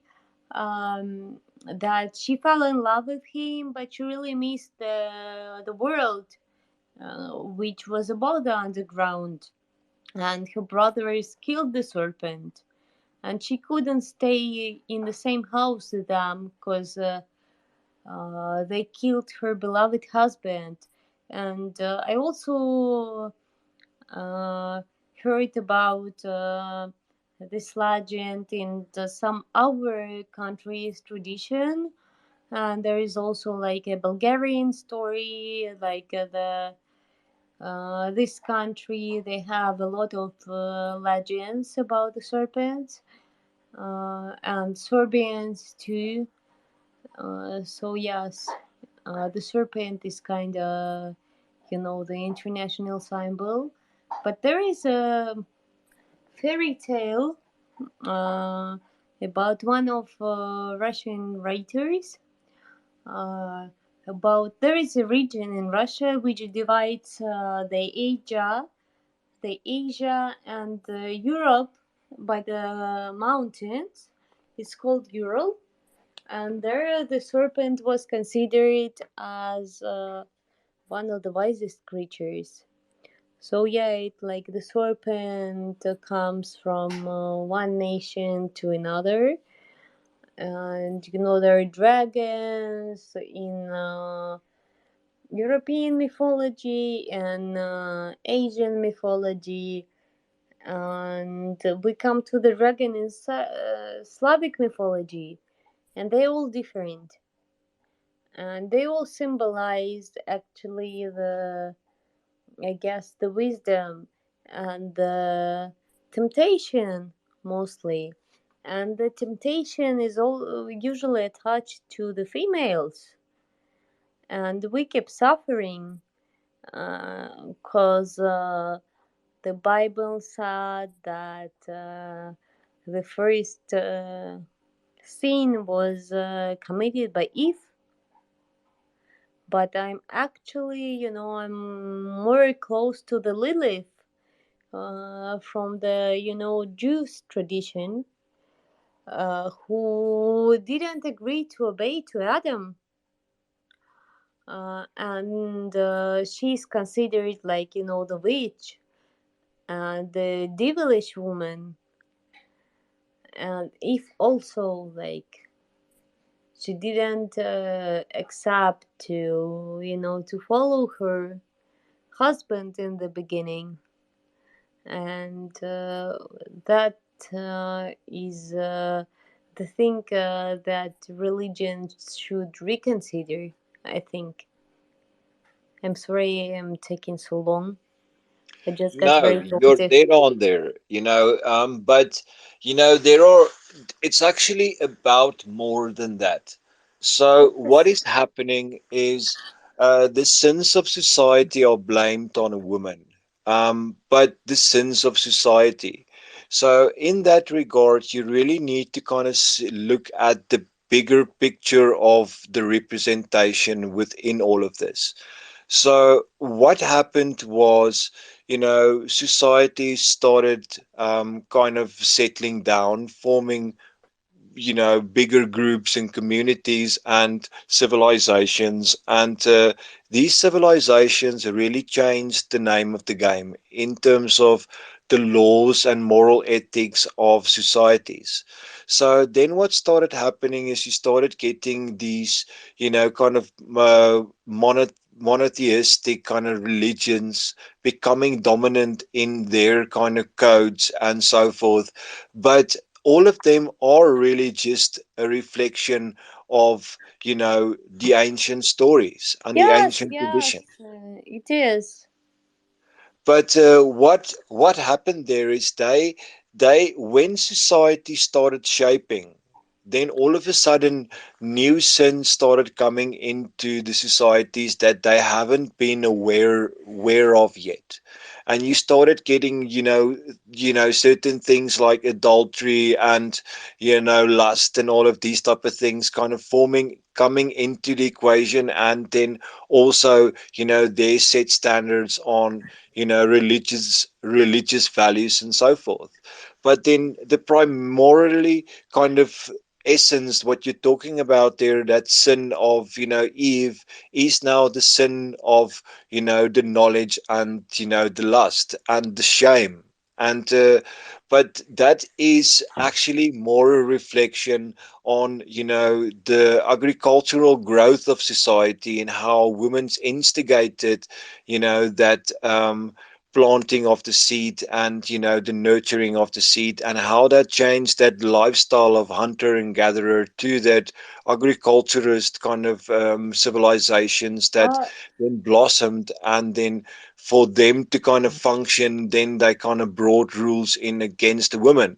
But in a modern concept, in a modern mentality, in a kind of a more up-to-dated version, we know that that is not the truth. We know that we know it is that. not the woman to be blamed for the sins of societies. It is every individual are on his own ground. And, those ancient kind of traditions and, the foundations of those beliefs are kind of based on, a consciousness shift that needs to happen in terms of, modernizing those beliefs and, ideas, and that is very difficult to challenge. Like, yes, yes, you're right at some point, but in Orthodox tradition, I'm not a believer at all, but my relatives are Orthodox, and you still can't enter the church. There is still the tradition. Then you can't enter the church and you have an menstruation in Orthodox tradition. And it's kind of explained, because then they had the wooden churches, and they hadn't have, the pads or tampons. Uh, it was kind of hard to clean the floors from the blood, but it's still the same. It's still the same. We still have the same rule. For they have all the instruments to not make the floors in the church, how they called, dirty. Uh, and also, even in the Asian tradition, the women weren't, the most pure love. The platonic love was the love for the man, and so the women were much more, respected. If you remember the taste from Athens, she was like um, how do you call, it's not a prostitute, it's the getara, um which had an education and stuff, but still, we were, you couldn't have the platonic love to us. and still now we have the roles placed to us by the society, and it's kind of, you know, unjust. And like I know in some countries it came to red feminism, and it's like coming like to more the like just spectrums. But for example, in Russia and in Georgia that I'm living in, you are still considered as a wife or as a mother. That's what I'm talking in one of my artworks. And it's like it's pretty hurting, and you're not still having the amount of salary which the man have. It's still, you know, divided, and especially I know in Arabic countries. I know that the women in Iran are fighting just, you know, to be seen, and in you know, Afghan, they're fighting to fucking have an education, so they had it before. And in some regions of Russia, which are Caucasus regions, the women are considered to be like nothing, just nothing, just some instruments to procreate, and the creatures which should be beautiful. And there is still, you know, even then you don't have to be a wife or a bride or something, or a mother. Um you have to be skinny. You have to be beautiful. You have to, you know, put the makeup on and stuff like that. Why? Aren't we beautiful the way we are? Aren't we smart the way they are? And it's like, I'm sorry I started this, but it's kind of like a very complicated question. No, that's part of your strengths. That's part of, what people also buy into when they buy your art is they also support, that attitude, that voice that they are keeping alive, that they are supporting in that conversation that they are taking further. Yes, I agree. And you know, like, my mom is very supportive. She says, I accept you the way you are. No matter who you love, no matter how you dress, she actually likes my style. No matter what you do, even if you'll be, you know, like dragged under the fence somewhere, it's your way. I accept you the way you are, and I love you the way you are. But there is some relatives who are saying you're the girl. You shouldn't have tattoos. You shouldn't have this, you know, hairstyle. You shouldn't be loud. And I don't think that's true. We all should be loud about other feelings, about other position. We should express ourselves the way they want. And it's like there we have still, you know, a very big field to fight.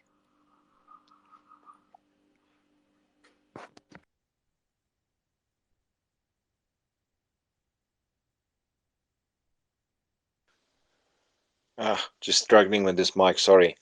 No, it's, but the fight is not only your own, and you need to kind of ally with other, women in terms of also bringing that out and bringing that fight to them, and, getting others to kind of collaborate with you on that. So that's all very important, and you really need to kind of do that.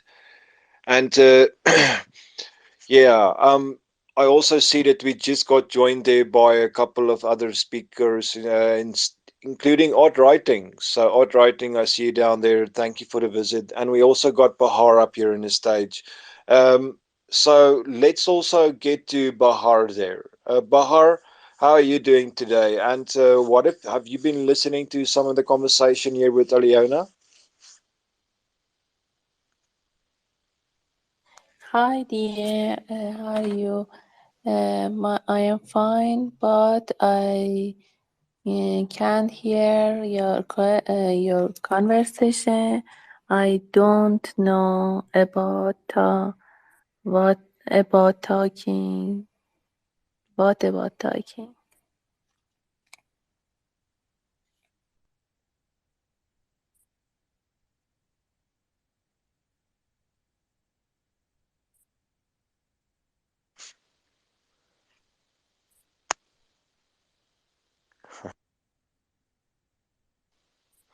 Okay, sorry about that. This mic just doesn't want to activate. So Bahar, why don't you introduce yourself to everybody here, and we can also get to know you a bit, and we'd love to see what work you've got for us today.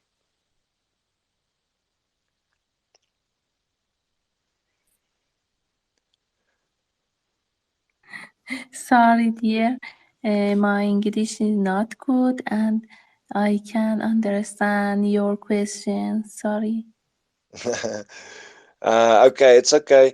TK, can you maybe you're more understandable than me? I hope so. Bahar, if you have artworks that we can actually Yeah. Blue, let's do it. Yeah, yeah, can you please post it? Um, uh, Okay. Okay, I have a artwork. I am a new artist in NFT, but I am an artist in physical space. I am an architect. Then I am a painter. My first collection in NFT about historical place and urban space all of the world and physical artwork and sketch on craft paper with pen. I now pin my artworks and I pair artwork as a historical place. Have any question? Oh, I prints also. Okay, dear. yeah, I just And shared a couple as well. I have a new collection about figure and portrait. Sketch on craft paper with pencil also, and about Iranian actor and ordinary people. And have any question about my artworks?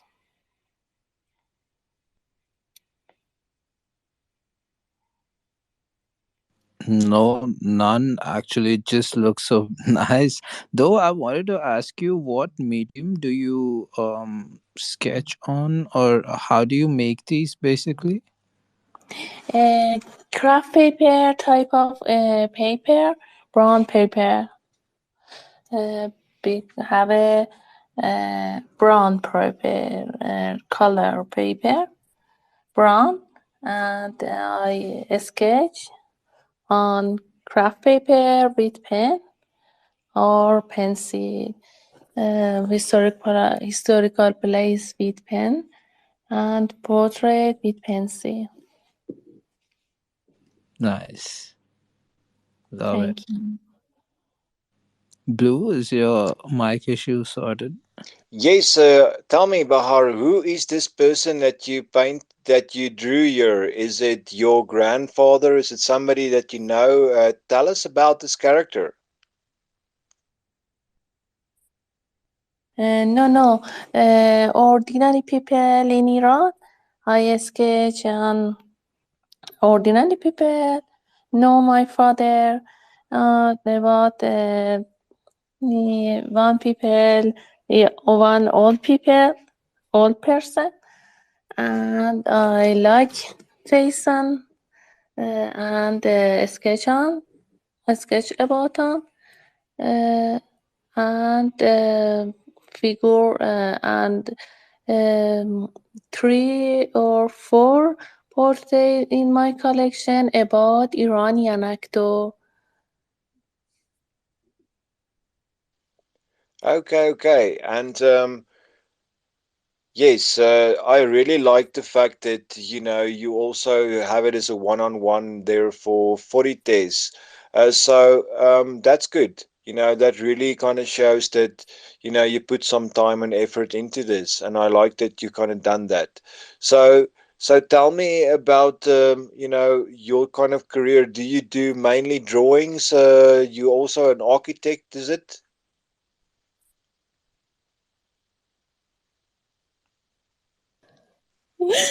What? Please repeat list of your sentence. Architect design? What? Um, What? You Architect. you tell me about why I am architect, but painting? Now I'm saying that you do a lot of other types of drawings, including an architect. So Mm. you focus a lot on landscape drawings and those type of things. Tell us a bit about that. Oh, yes. I am architect, but then I am painter and love painting. So I I also paint about landscape, paint about figure, portrait, and another because I uh, I am painter, no architect. When I am painting, and my paint, my material in paint is watercolor and the coffee, but I maybe I meant in my object or another marketplace. I don't know, but now I started with a sketch, my sketch. I don't know. Answer your question? No.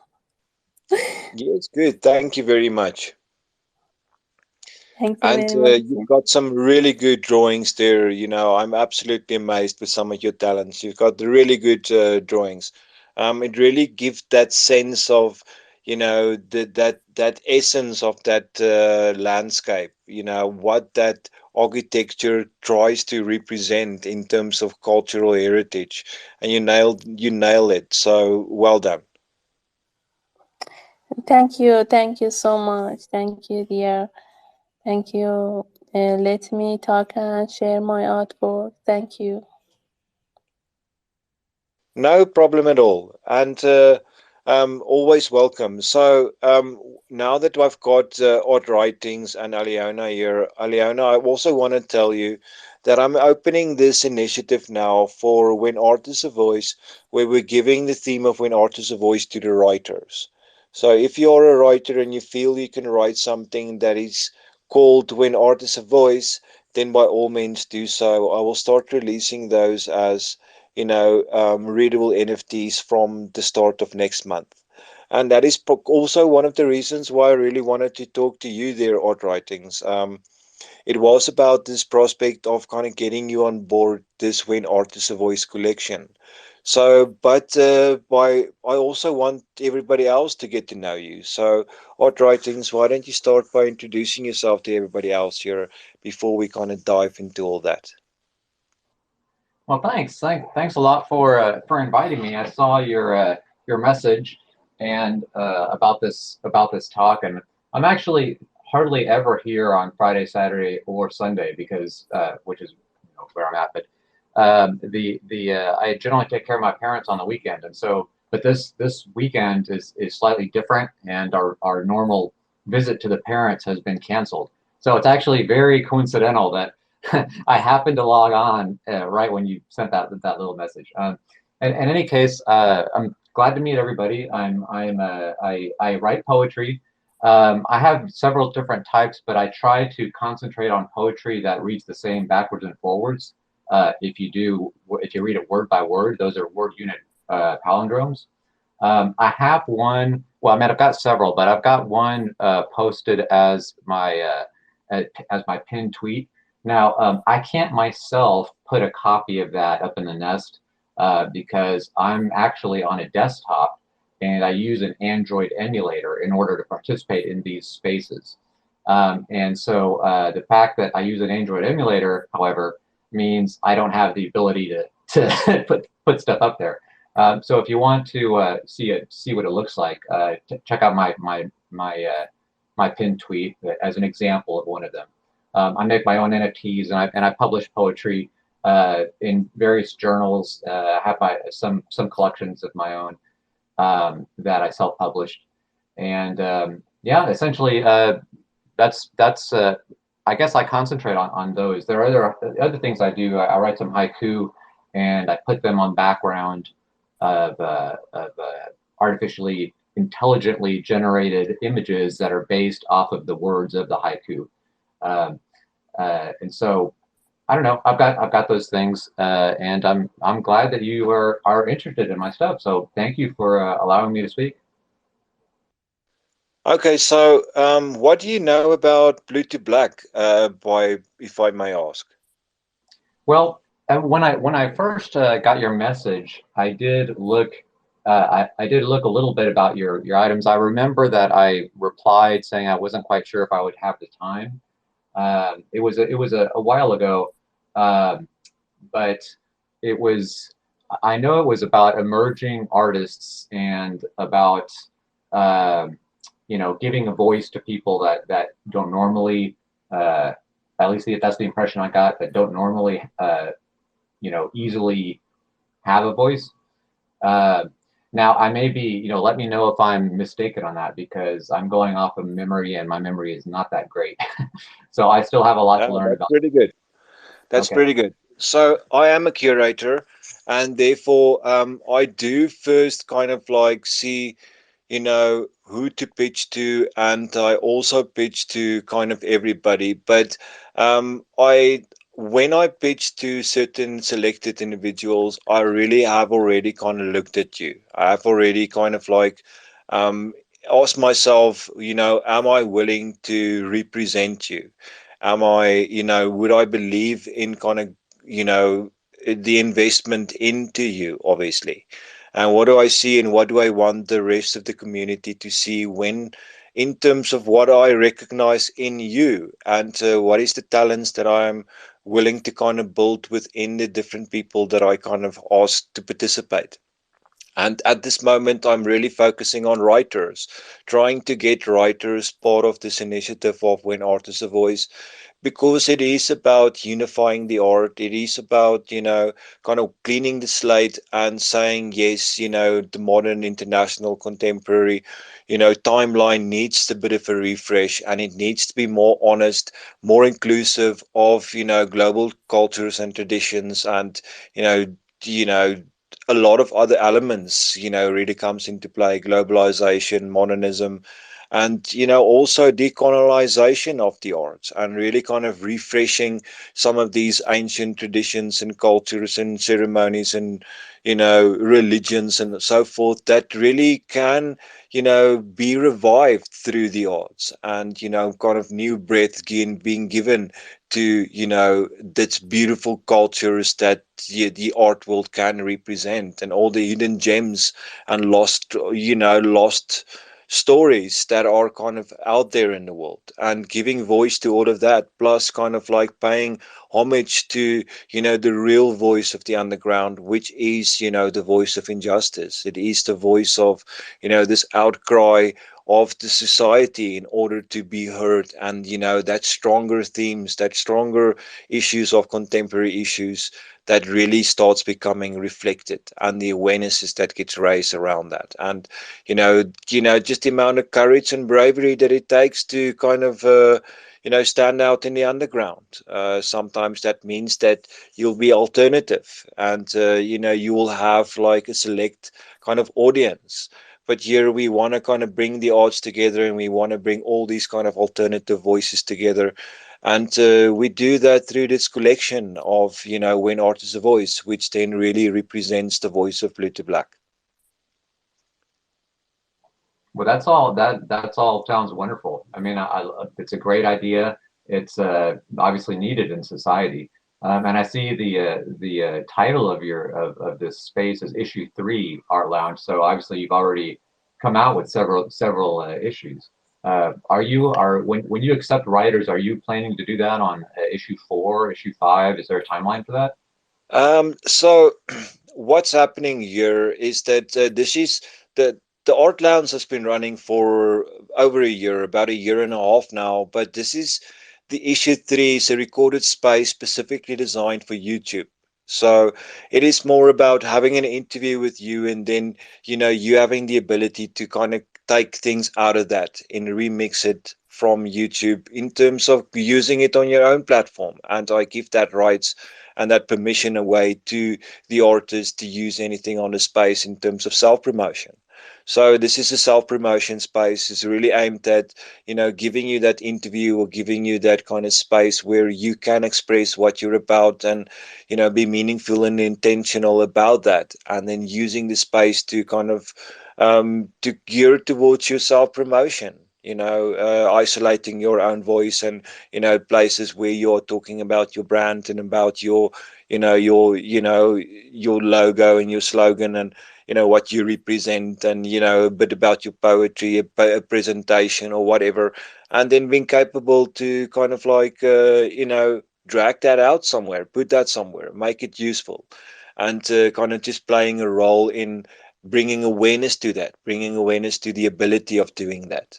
So it's all about educating. It's just an angle of doing it, instead of, and being intentional in it. So therefore, if you're on the panel, also having, you know, uh, a consent at the beginning, asking, telling you that by being on this panel that you agree to being, being on YouTube. So it's also being more, intentional, but also kind of giving them the choice of participating or not. So these spaces won't really be as populated because of the fact that it's a recorded space for YouTube, but it's wonderful. It's also another avenue where we can kind of like bring our audience to. So you're not only on Twitter, you're also on YouTube, and we're obviously just getting started on YouTube, but that's why it's issues. There's to prove that this is definitely not going to be the one and only. There's always going to be more, and we're here to grow and we're here to develop. And now these writings that are being submitted, they are the first kind of publications of Blue to Black.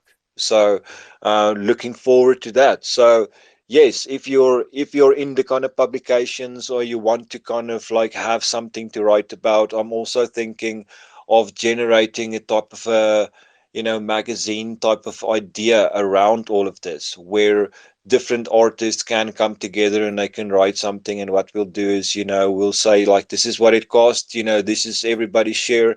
If we make any money, we make money and we all share it. And I'm perfectly capable of doing advanced payment splitting. So that's kind of the way we work. Now everybody gets paid in the smart contracts. So the Blue to Black team, which consists of 10%, they all get paid in the smart contracts. So if we have any sales, then everybody gets paid. Without that, nobody gets paid.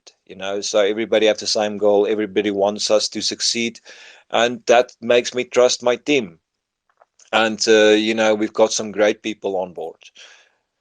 And yes, a little bit about When Art is a Voice. When Art is a Voice is a poem that was written specifically to kind of have a kind of inside look at the inspirations and intentions, and motivations of an artist, and how we end up really becoming the voice of art and the voice of society. And yes, let me read the poem to you, and I hope you enjoy it. You're more than welcome to give me one of your own afterwards. But what the question here is to also write something, a poem, a prose, a story. It can be anything, but it must be called When Art is a Voice in response to this, or your voice in art.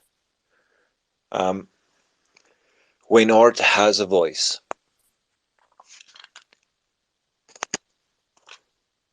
A faint whisper of resonant frequency plants a seed, a vision of emotion. You feel that energy begins to get pulse. This urge start where you have to express this glimpse of stardust. Your subconscious breathes into it and you feel the urge to create. Your heart pours in every beat of sympathy for the preservation of beauty. You have to capture this memory before it escapes into oblivion. When art has a voice, it causes you to react. It starts breathing, a dance emerges, beating spots, lyrics forms, an appearance of color shines. When art breathes, it exhales a voice so unique, so authentic and original. It shouts for mercy, it cries for the darkness and yells for justice. It sings of peace and romance and screams against injustice. It weeps for life and loss of innocence. It is stern and confident. It needs to be felt and demands an audience. It speaks through symbolism and a dialect of cultural linguistics. It reflects on the human condition and it intends on understanding. It begs for communication and interpretation as it whispers a faint resonant frequency. End poem. Well, that's a beautiful poem, and I remember now that you started to read it. I have heard you read it before in a different space, and yeah, it's the kind of thing where I want to think about it obviously before simply writing something off the top of my head. It's like because it's geared towards a specific topic. The closest I can think of for a poem that I already have, which deals with maybe disillusionment, would be a poem that I've got published in Rattle magazine, which is let me see if I can find a link because it's again it's one of these backwards forwards ones, and so you'd want to look at it while I read it.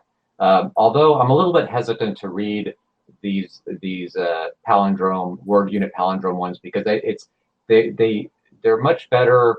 You can get a kind of a sense of what they're saying, but at the same time, they require a lot of thought, and a lot of times it can feel a little overwhelming if you hear it all at once. It may not make a lot of sense, but I think probably the one I've got in Rattle might be a good one to read. So hold on just a second while I take a look for the link.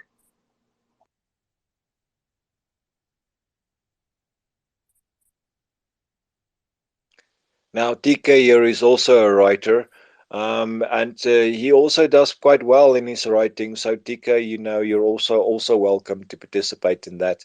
I know that you're still going to do something for the digital fashion as well, but just wanted to introducing you there to Art Writings. Yeah, I just checked out Odd Writing's profile and his poem, like the pin tweet here. This is so unique, and I just love the fact that he chose to mint it as an NFT. And so cool, man. So cool. And really appreciate this because we really need writers, poets, everyone in the writing community to embrace NFTs like this and, even tailor their work according to how it might fit into the whole, NFT ecosystem. And this is such a perfect example of that because when you look at the poem, it's not just a poem, but it's an artwork too, and you just know it when you look at it, and that's what's up, man. I just love this. So good, so good. Well, thanks again. It's very kind of you to say. I really appreciate that. I found the link to the other one, and I put it in I just put it into the comment section again because I can't link to it to the top. But I'll go ahead and read that if you have if all you guys have access to the comments, or you can see the link. It's called Dust to Dust. And I don't want to explain what the poem means, because the whole thing about poetry is that it can mean different things to different people depending on how they interpret it. But this one I think works a little bit better if I read it aloud, as opposed to Murder by Locomotive, which is not. It doesn't have to do with disillusionment as much as who's been murdered or what's been murdered. Anyways, Dust to Dust. I'll go ahead and start that if you're ready. All right, so Dust to Dust. Dust the tracks that mouse or men discarded thoughtlessly behind them, left that those of one who cracks the code may hack some clue. As shell's tortoise shambles, a life's conclusion dithy rambles. What is false is truth, say disembodied youth. Death their honor forever, breath their only sometimes companion. Their ages many struggle to reconcile. Some fear the wages war offers come in coffins more like. Anyone would ask kings why it is greed bleeds bones, leeching for life on hands feeding poppies, by sunlit fields, killing. The dawn crows at cowards. Lie still, lie cowards. At crow's dawn, the killing fields, sunlit by poppies, feeding, hands-on life, for leeching bones bleeds greed. Is it why kings ask, would anyone like more coffins? In come offers. War wages the fear some reconcile the struggle many ages, their companions sometimes only their breath. Forever honor their death. Youth disembodied say, truth is, false is what dithy rambles. Conclusion, life's a shambles. Tortoise shell's a clue. Some hack may code the cracks. Who? One of those that left them behind, thoughtlessly discarded men, or mouse that tracks the dust. And that's the end of it. It's the most obvious kind of interpretation is about war, but it could you can interpret it in various ways. And of course, you can tell by the shape. It's an hourglass shape, and so that makes you think of time. And it also, you can switch the hourglass upside down, which reflects the form of the poem, because it's again a backwards and forwards word unit palindrome. But I'll leave it there. I want to give other people a chance to speak, because I've been speaking for a while. But I appreciate you giving me the time to do this, and I look forward to looking more into when art has a voice, and becoming more involved with you guys. It sounds really good. Yes, that was brilliant, and I love the way that you read it there. And I see that on the site you also have recorded it as part of the profile. I like that a lot. Yeah, thank you very much. And yes, no, but the stage is all yours. So the main thing here is, I want you to participate in this, because there's not a lot of writers that actually, start incorporating NFTs and these type of things. So therefore, you're already a kind of front runner in terms of doing that. And that is what makes you stand out in terms of me reaching out to you. So know that it's very kind of important for me to find those people who kind of who can help me in this venture in terms of what it represents of the writing community, for the writing community. So I need you in this. I need you to kind of help me out and kind of bring some awareness to this in terms of readable NFTs and these type of things. So, that's, one of the main reasons why, I knew that, you are the type of man for the job. And besides the fact that your poetry and your things is clearly visible, you just need to read it. So, there's talent within. So, like I say, man, I need you in this. I would love for you to participate. Thanks. Well, we have our private conversation going on Twitter, so we can obviously keep that going, and we can figure out the details later. Okay, good. So, if you want to see anything about When Art is a Voice, you just need to go to whenartisavoice.com. There you can see all the visual arts that are called When Art is a Voice. There's about 70 of them in total, and they are from all over the world. And then that collection was given to digital fashion designers to create digital fashion. And there was a few items also submitted, and that closes at the end of this month. And when the digital fashion design items closes is when I'm starting this team for the writers. And so then you'll have a month or two to submit artworks to that. But still kind of like putting the word out there, and just already started kind of reaching out to some individuals that I like to kind of be part of this collection. So it's a compliment in itself being asked. Just know that. And I want you to kind of think about it, because if you write something, give me something worth promoting, give me something worth promoting about you, because this goes a far way. So be very kind of considerate about what you give and how you give it, and make it be meaningful. You got a perfect opportunity here to really highlight yourself to a different crowd of artists. So this is not just the writers that are listening. Now there are, other forms of art also listening. And I want you to seize this opportunity to grow as an artist, and, from this exposure. So I can never guarantee sales, but I'll always do my best in marketing. Blue to Black gets 10% as a secondary artist, because it is a collaboration.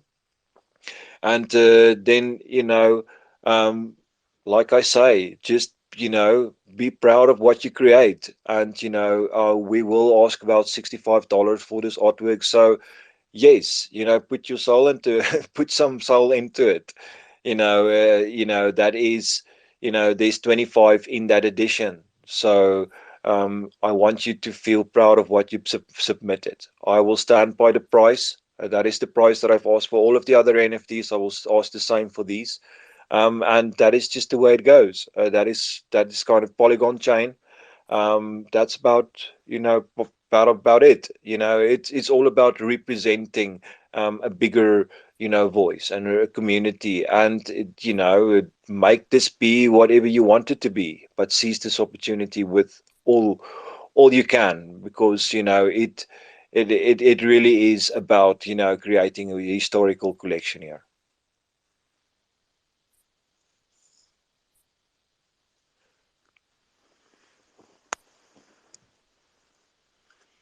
The type of things, not everything survives, but this one will, because I'll definitely make sure of it.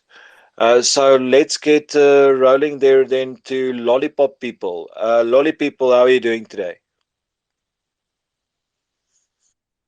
GM, how you doing? Good back. Yeah, no, so you've been really looking forward to this recorded space for YouTube. I know that much. You've anticipated this day, so good to have you here. So why don't you start by telling us a little bit about yourself? Thank you, GM, everyone. T-Can, I can see you, GM. Odd Writings, Robert, and everyone here. My name is Brian.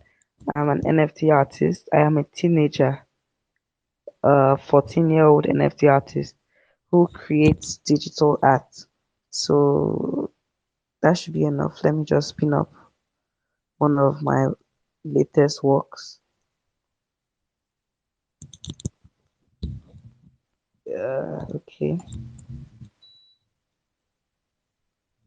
Oh, yes, that's okay. So this work is called the Amplified Global Praise, which is a collection um that has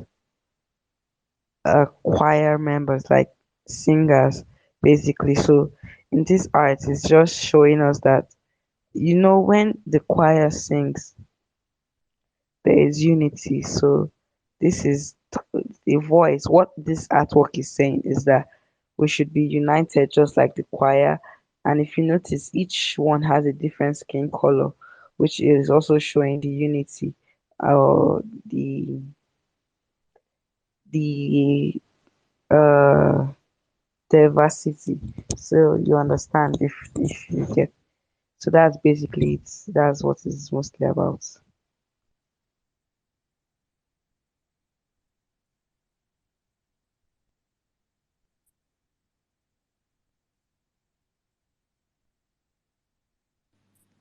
I love it, man. Lolly people, your work is always so good, and this is just one of those, right? Like, and are these four of them different editions, or are they part of just one NFT? How do these work? Okay, they are in editions. Three of each one has three editions, but there are some that have two because uh I gave out some. So yeah. Nice, nice. I love it, man. Good stuff.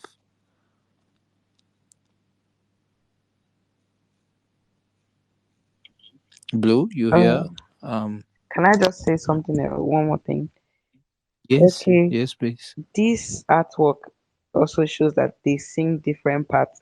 That's like the tenor, the alto, the soprano, which is still showing diversity in one. In one.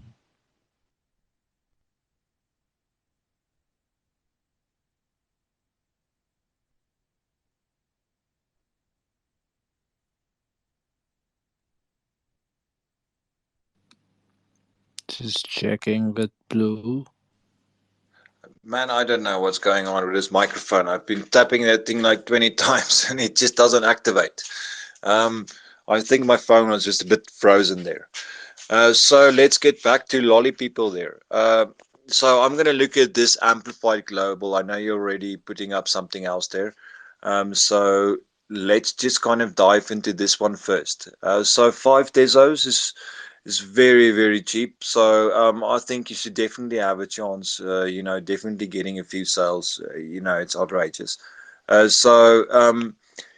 the artworks in itself, here you've got this person singing, and then you've got, this really, it reflects on a choir. It is this typical, Sunday dresses, attire that is being presented here. You can see almost like this pastor-looking clothing with holding the microphone, hands kind of lifted up, very spiritual kind of uh, body language in all of the singing. So it really does have that feel of this kind of spiritual sense to it. And the hats, the attire, everything is reflective on, that spiritual singing. And here, with immense joy, I invite you to explore the collection and discover the piece that speaks directly to your heart.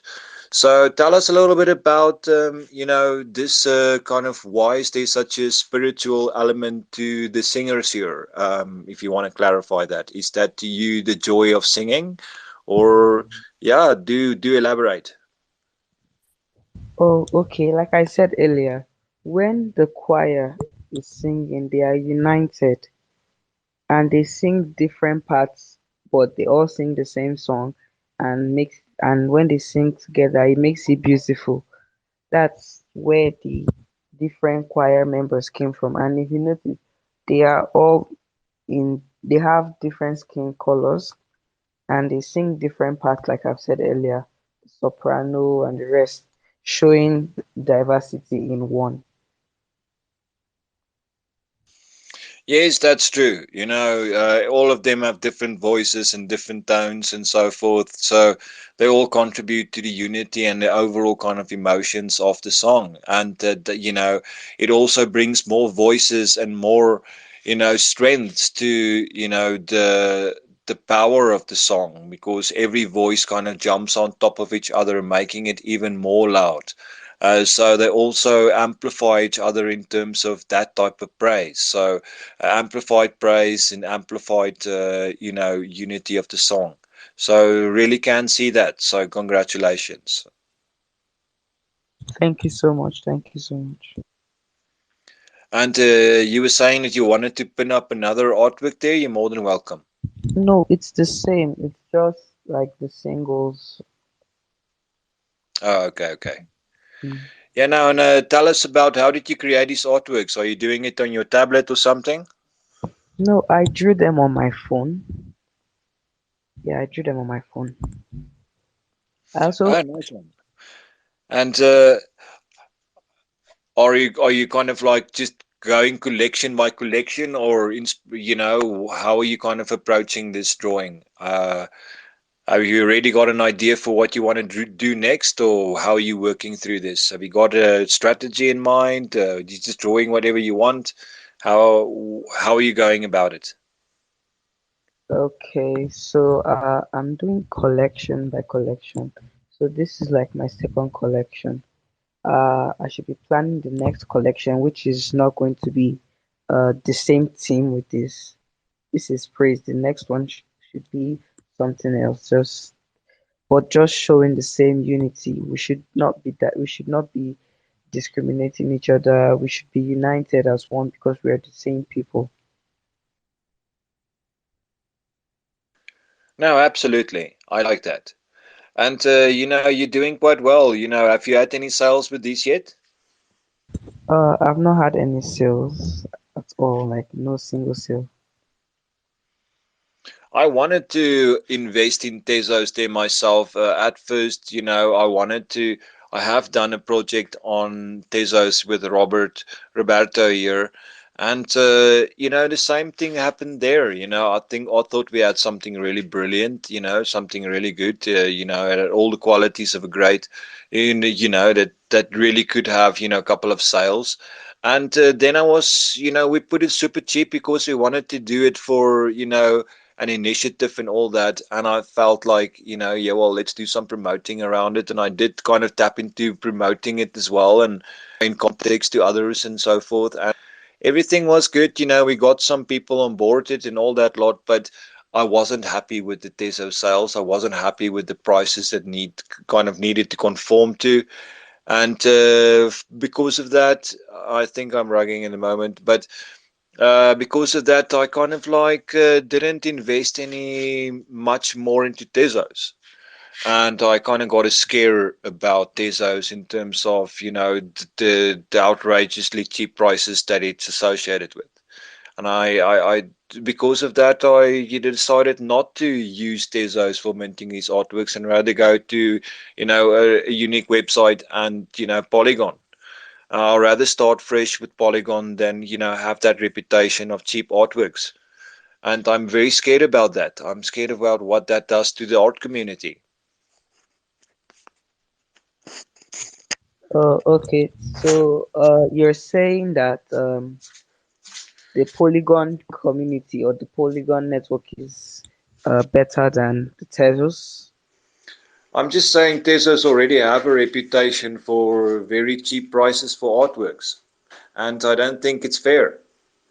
And that's why I'll rather start new on Polygon because I'm just afraid of that, low prices kind of sticking to Tezos and people not wanting to pay the type of prices that I feel the artworks are worth.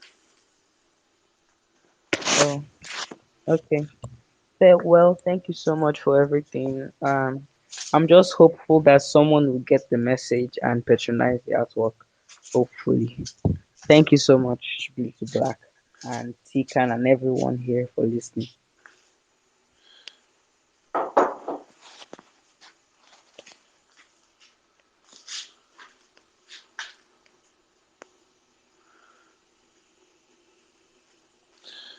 Can you still hear me there? Yes, I can hear you. Good. Because I can't activate my mic. My phone's just completely frozen. Yeah, no, you have to remember that, you know, um, you're on Tezos already. So the best thing here is to make the most out of it. Just know that you need marketing. And what you're doing right now is part of that.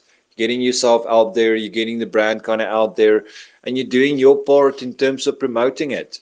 And that's really the best thing you can do is have people kind of resonate with this different projects and just kind of keep them in the loop. Don't let go of them. Every now and then kind of bring them out and refresh some views on them again and tackle a kind of strategy surrounding that. And you're starting early, so you'll have a lot to learn, and sooner or later we're all going to learn from you.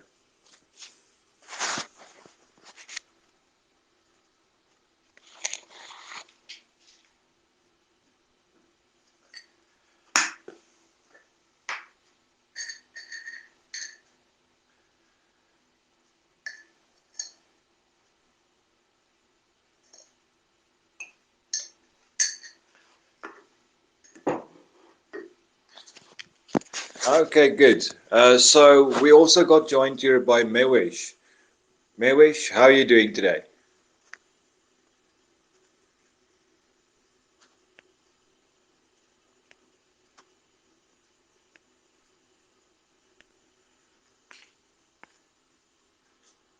TK, can you hear me? You want to call out to Mewish there? Yeah, I think Hello, she's logging. Okay. hello everyone. How are you doing today? Very good in yourself. Why don't you start by introducing yourself to everybody there, please? Yeah, my name is Mahvish, and I'm from Pakistan. I'm I create pixel art, and I'm creating pixel art from last 2 years. But I start listed on OpenSea from 5 or 6 months ago, and I'm very new in spaces. I just start promoting my work in spaces around 1 week ago. Before I was on OpenSea, but now I switched on Object. All of my work is about nature and natural beauty around us, and the work is inspired by nature, because I think nature is the only thing that make us happy and calm for a long time. Yeah, can I paint some of my work here?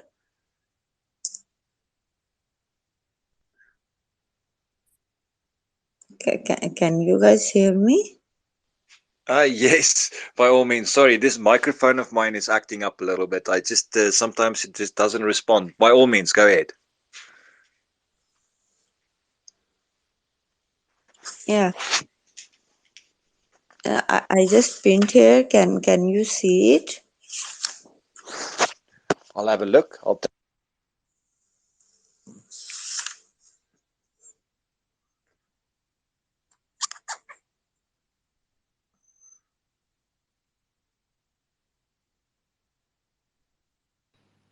Nice. This looks really nice. Hey, Mavish. Yeah, this is my first first piece of art that I try to promote on spaces almost 1 week ago.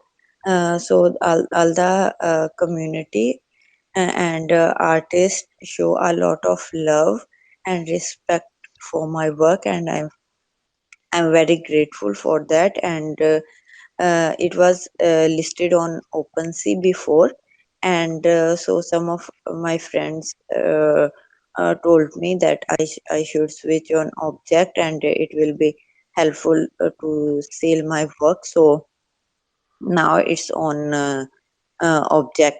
Yeah, if I talk about this piece of art, it's very dear to me, because through this art piece, I try to create a wonderful scenario of nature with beautiful mountains, lush green fields around it, and a bluish sky.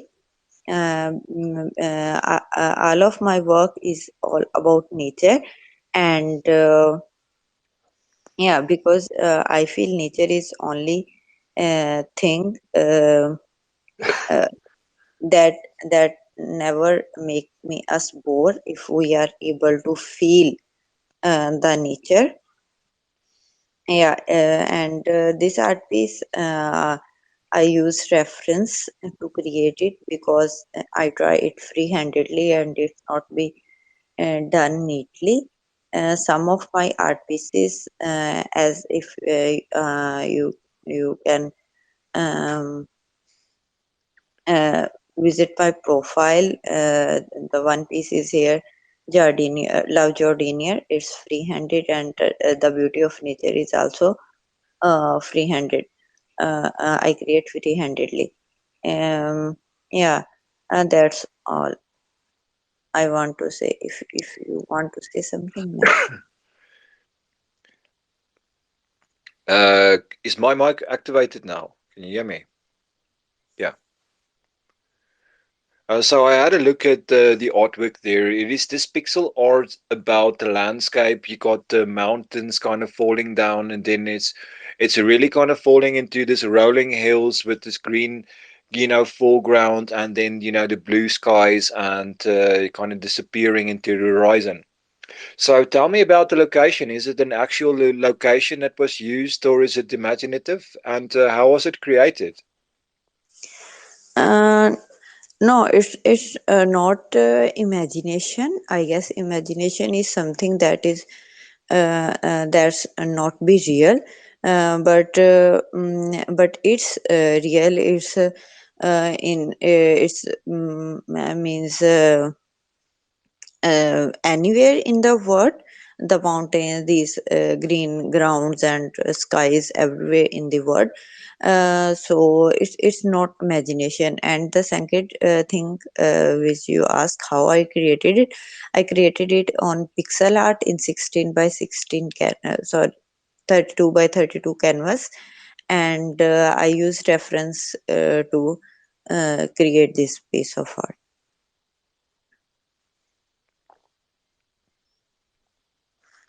Yes, no, that's awesome. And uh, have you been focusing on an entire collection of pixel art like this? Is there any other artworks you want to show us as well that's also done in this style? Yeah, my all artwork is a collection is in pixel art form, and let me share something more here.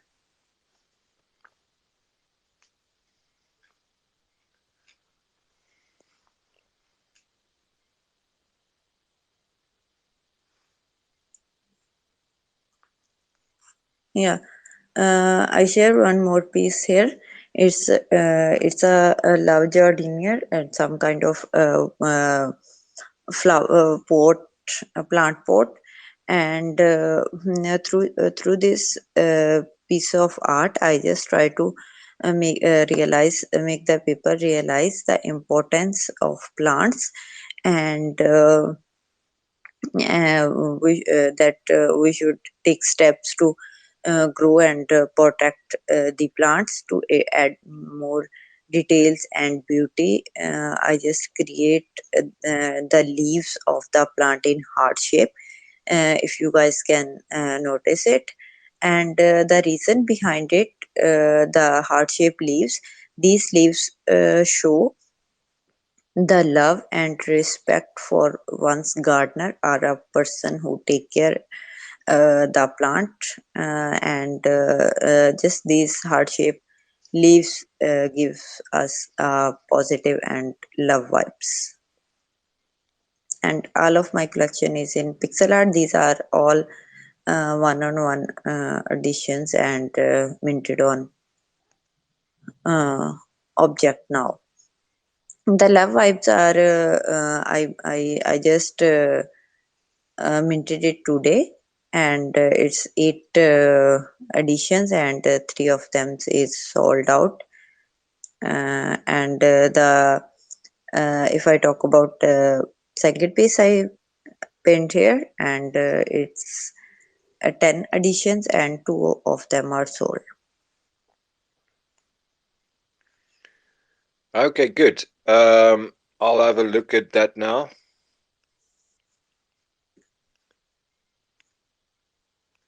In the meantime, TK, maybe you can see it already. What's your opinion?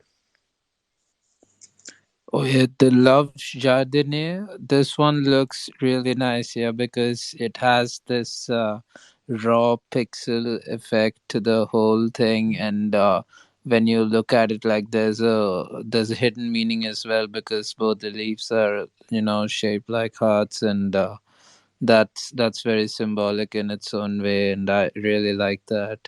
And the very like the whole pixel vibe is like so cool. I just love it. Yeah, it's so nice. And especially the vibes of the mountain too. Like, given it's like a nice picturesque scene, but then the whole pixel, the whole pixel effect just adds on to the entire vibe and makes it more beautiful. So yeah, man, this is good stuff. And Mavish, I'm glad that you found your community on Object and are making sales and stuff like that, because that's what matters, right? Like, wherever there are people who actually connect with your voice, who connect with what you are saying, like through your artwork, rather be in that place. And not just because everyone's on OpenSea doesn't mean that we also go on to OpenSea and stuff like that. So yeah, really really appreciate that and really love it. Thank you so much. Thank you so much for your appreciation and support.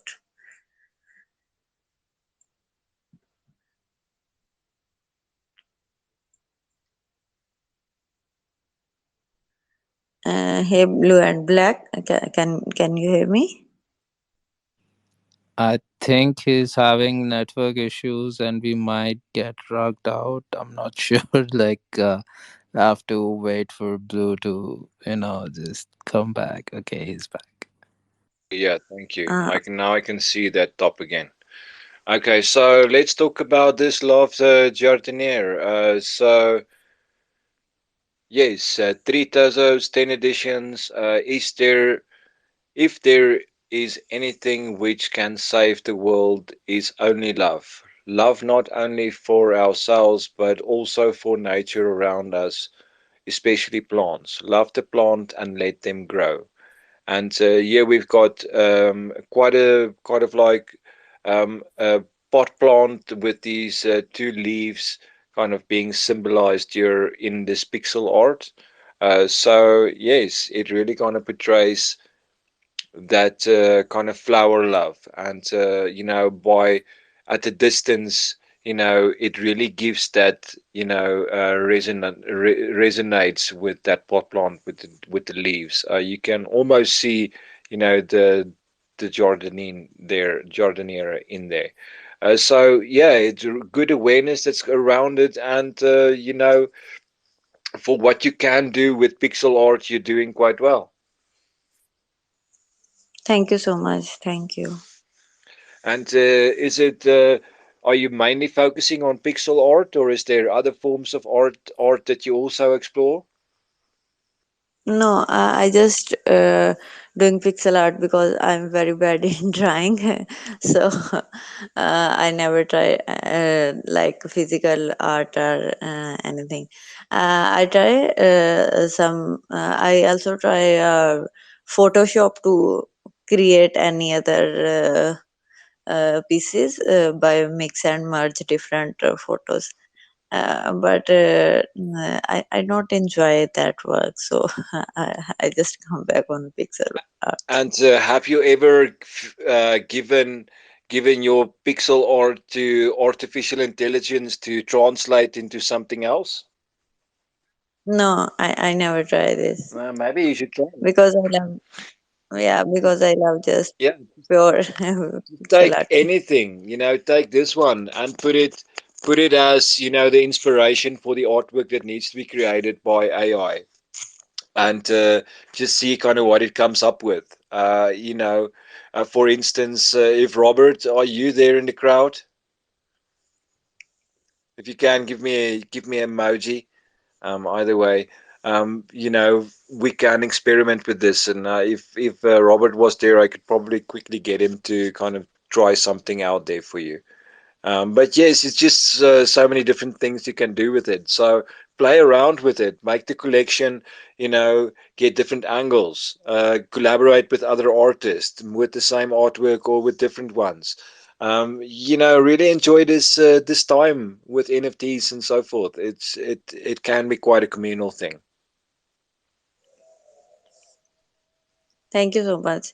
I'm very happy to having here because Nicholas introduced me in the species because just week ago when it was my first space, and I feel very confused, very shy, and to talk.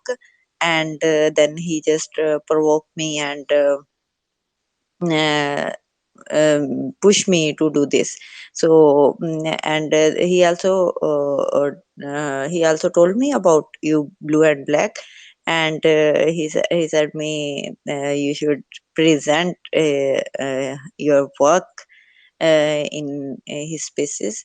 So I'm very happy to hear. I was just asleep because it's 3 a.m. in Pakistan, and I just wake up and check the phone, and there was the notification of your space, so I just joined it.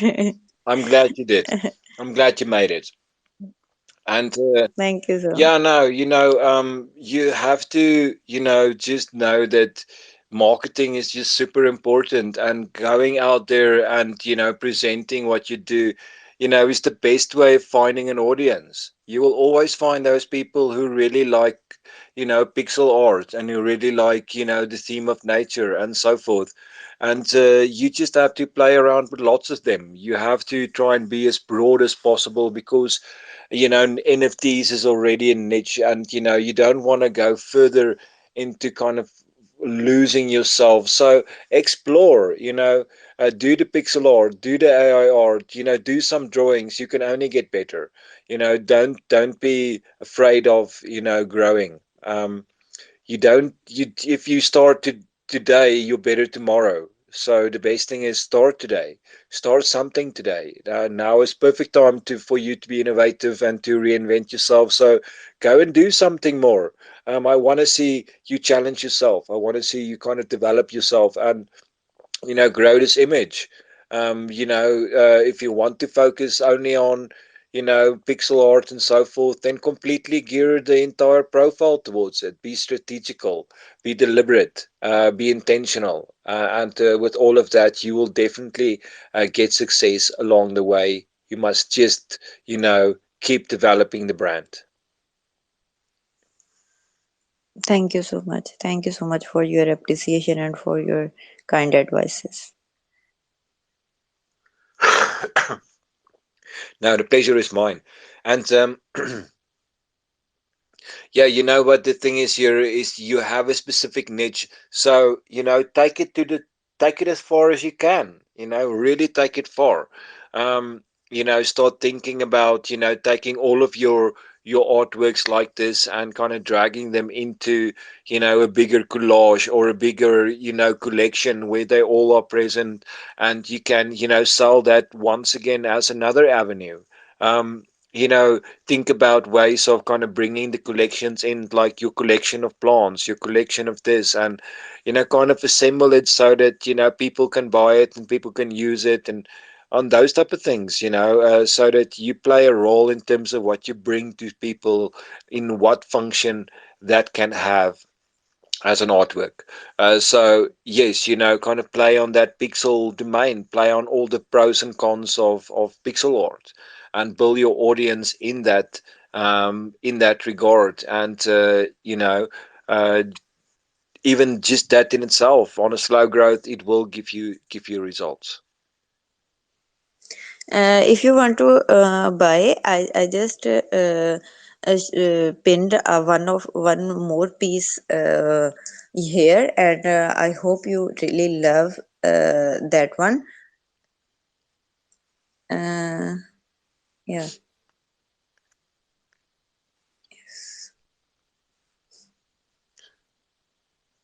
Just showed up. Let yeah. me just check. This piece is plantation in pixel art. Yeah, that's really good. Yeah. Now you've got the skills. You But just need to believe it, and you need to kind of go for it. Um, but it is listed on OpenSea. If you are interested, then I will convert it on object. I don't have Tezos. I I have some artworks on Tezos, but I don't have funds in Tezos.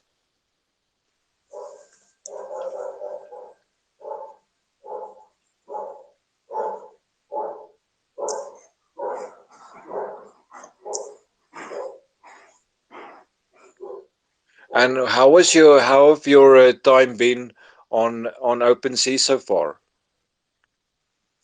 It's almost 5 or 6 months on OpenSea, but I just listed them on OpenSea and leave them, and I was not promoting them anywhere. So they are definitely they are unsold there.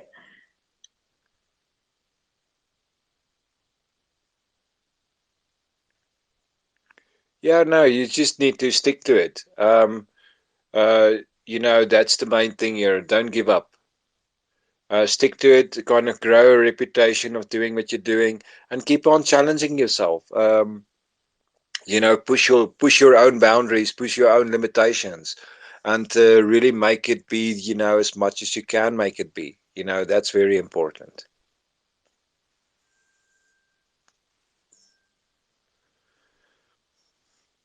And yes, I like this plantation in pixel art. It is this man kind of hunched down, holding this plant with the shovel in the ground and a heap of sand, and we know that he's going to plant this tree that he's holding in his hand, kind of lunged forward like that.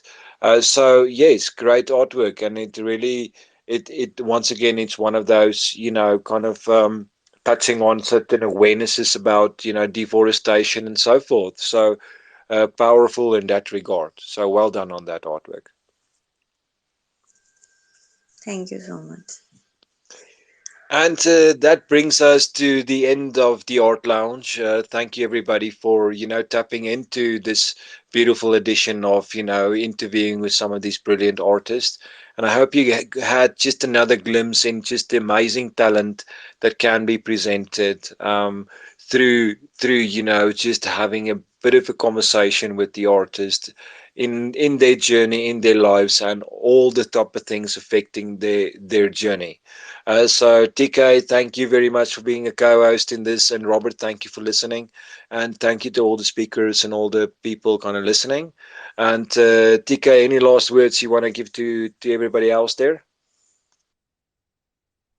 Oh no, nothing in particular. Just love these places, man. Like these spaces, basically, because all the artworks and everything that's shared over here is just so cool, and you always find something new. Like today, I found odd writings. That was so cool. Like,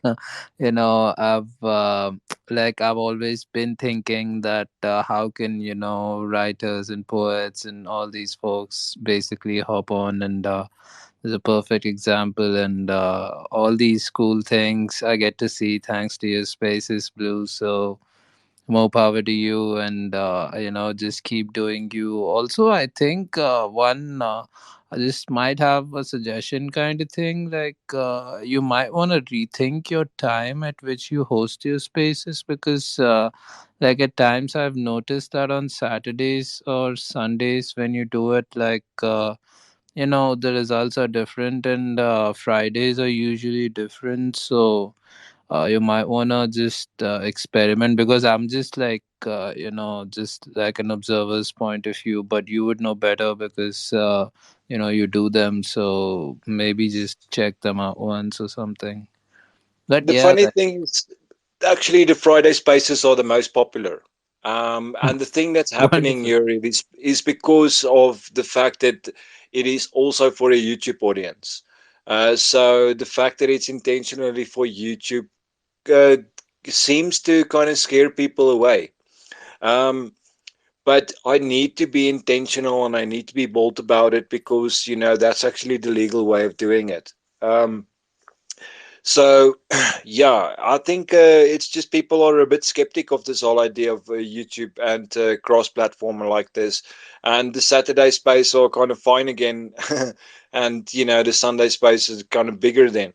But I'm probably just gonna, just stick to this on a Friday because I want it to be small in the first place. If it's big and crowded, then I can't really dive deep into the interview with the artist, and then I kind of lose a little bit of the depth that we can kind of reach with a smaller crowd. So I'm welcoming the smaller crowd, to be honest, and it is fun.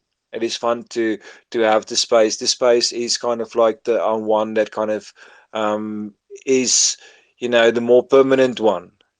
So I think it's significant. It'll grow with the ones that needs it the most. If they need something on YouTube, or if they really want to have an interview with them, then they'll come to this space. But else they can, just continue as normal with the other art lounges on, the rest of the weekend.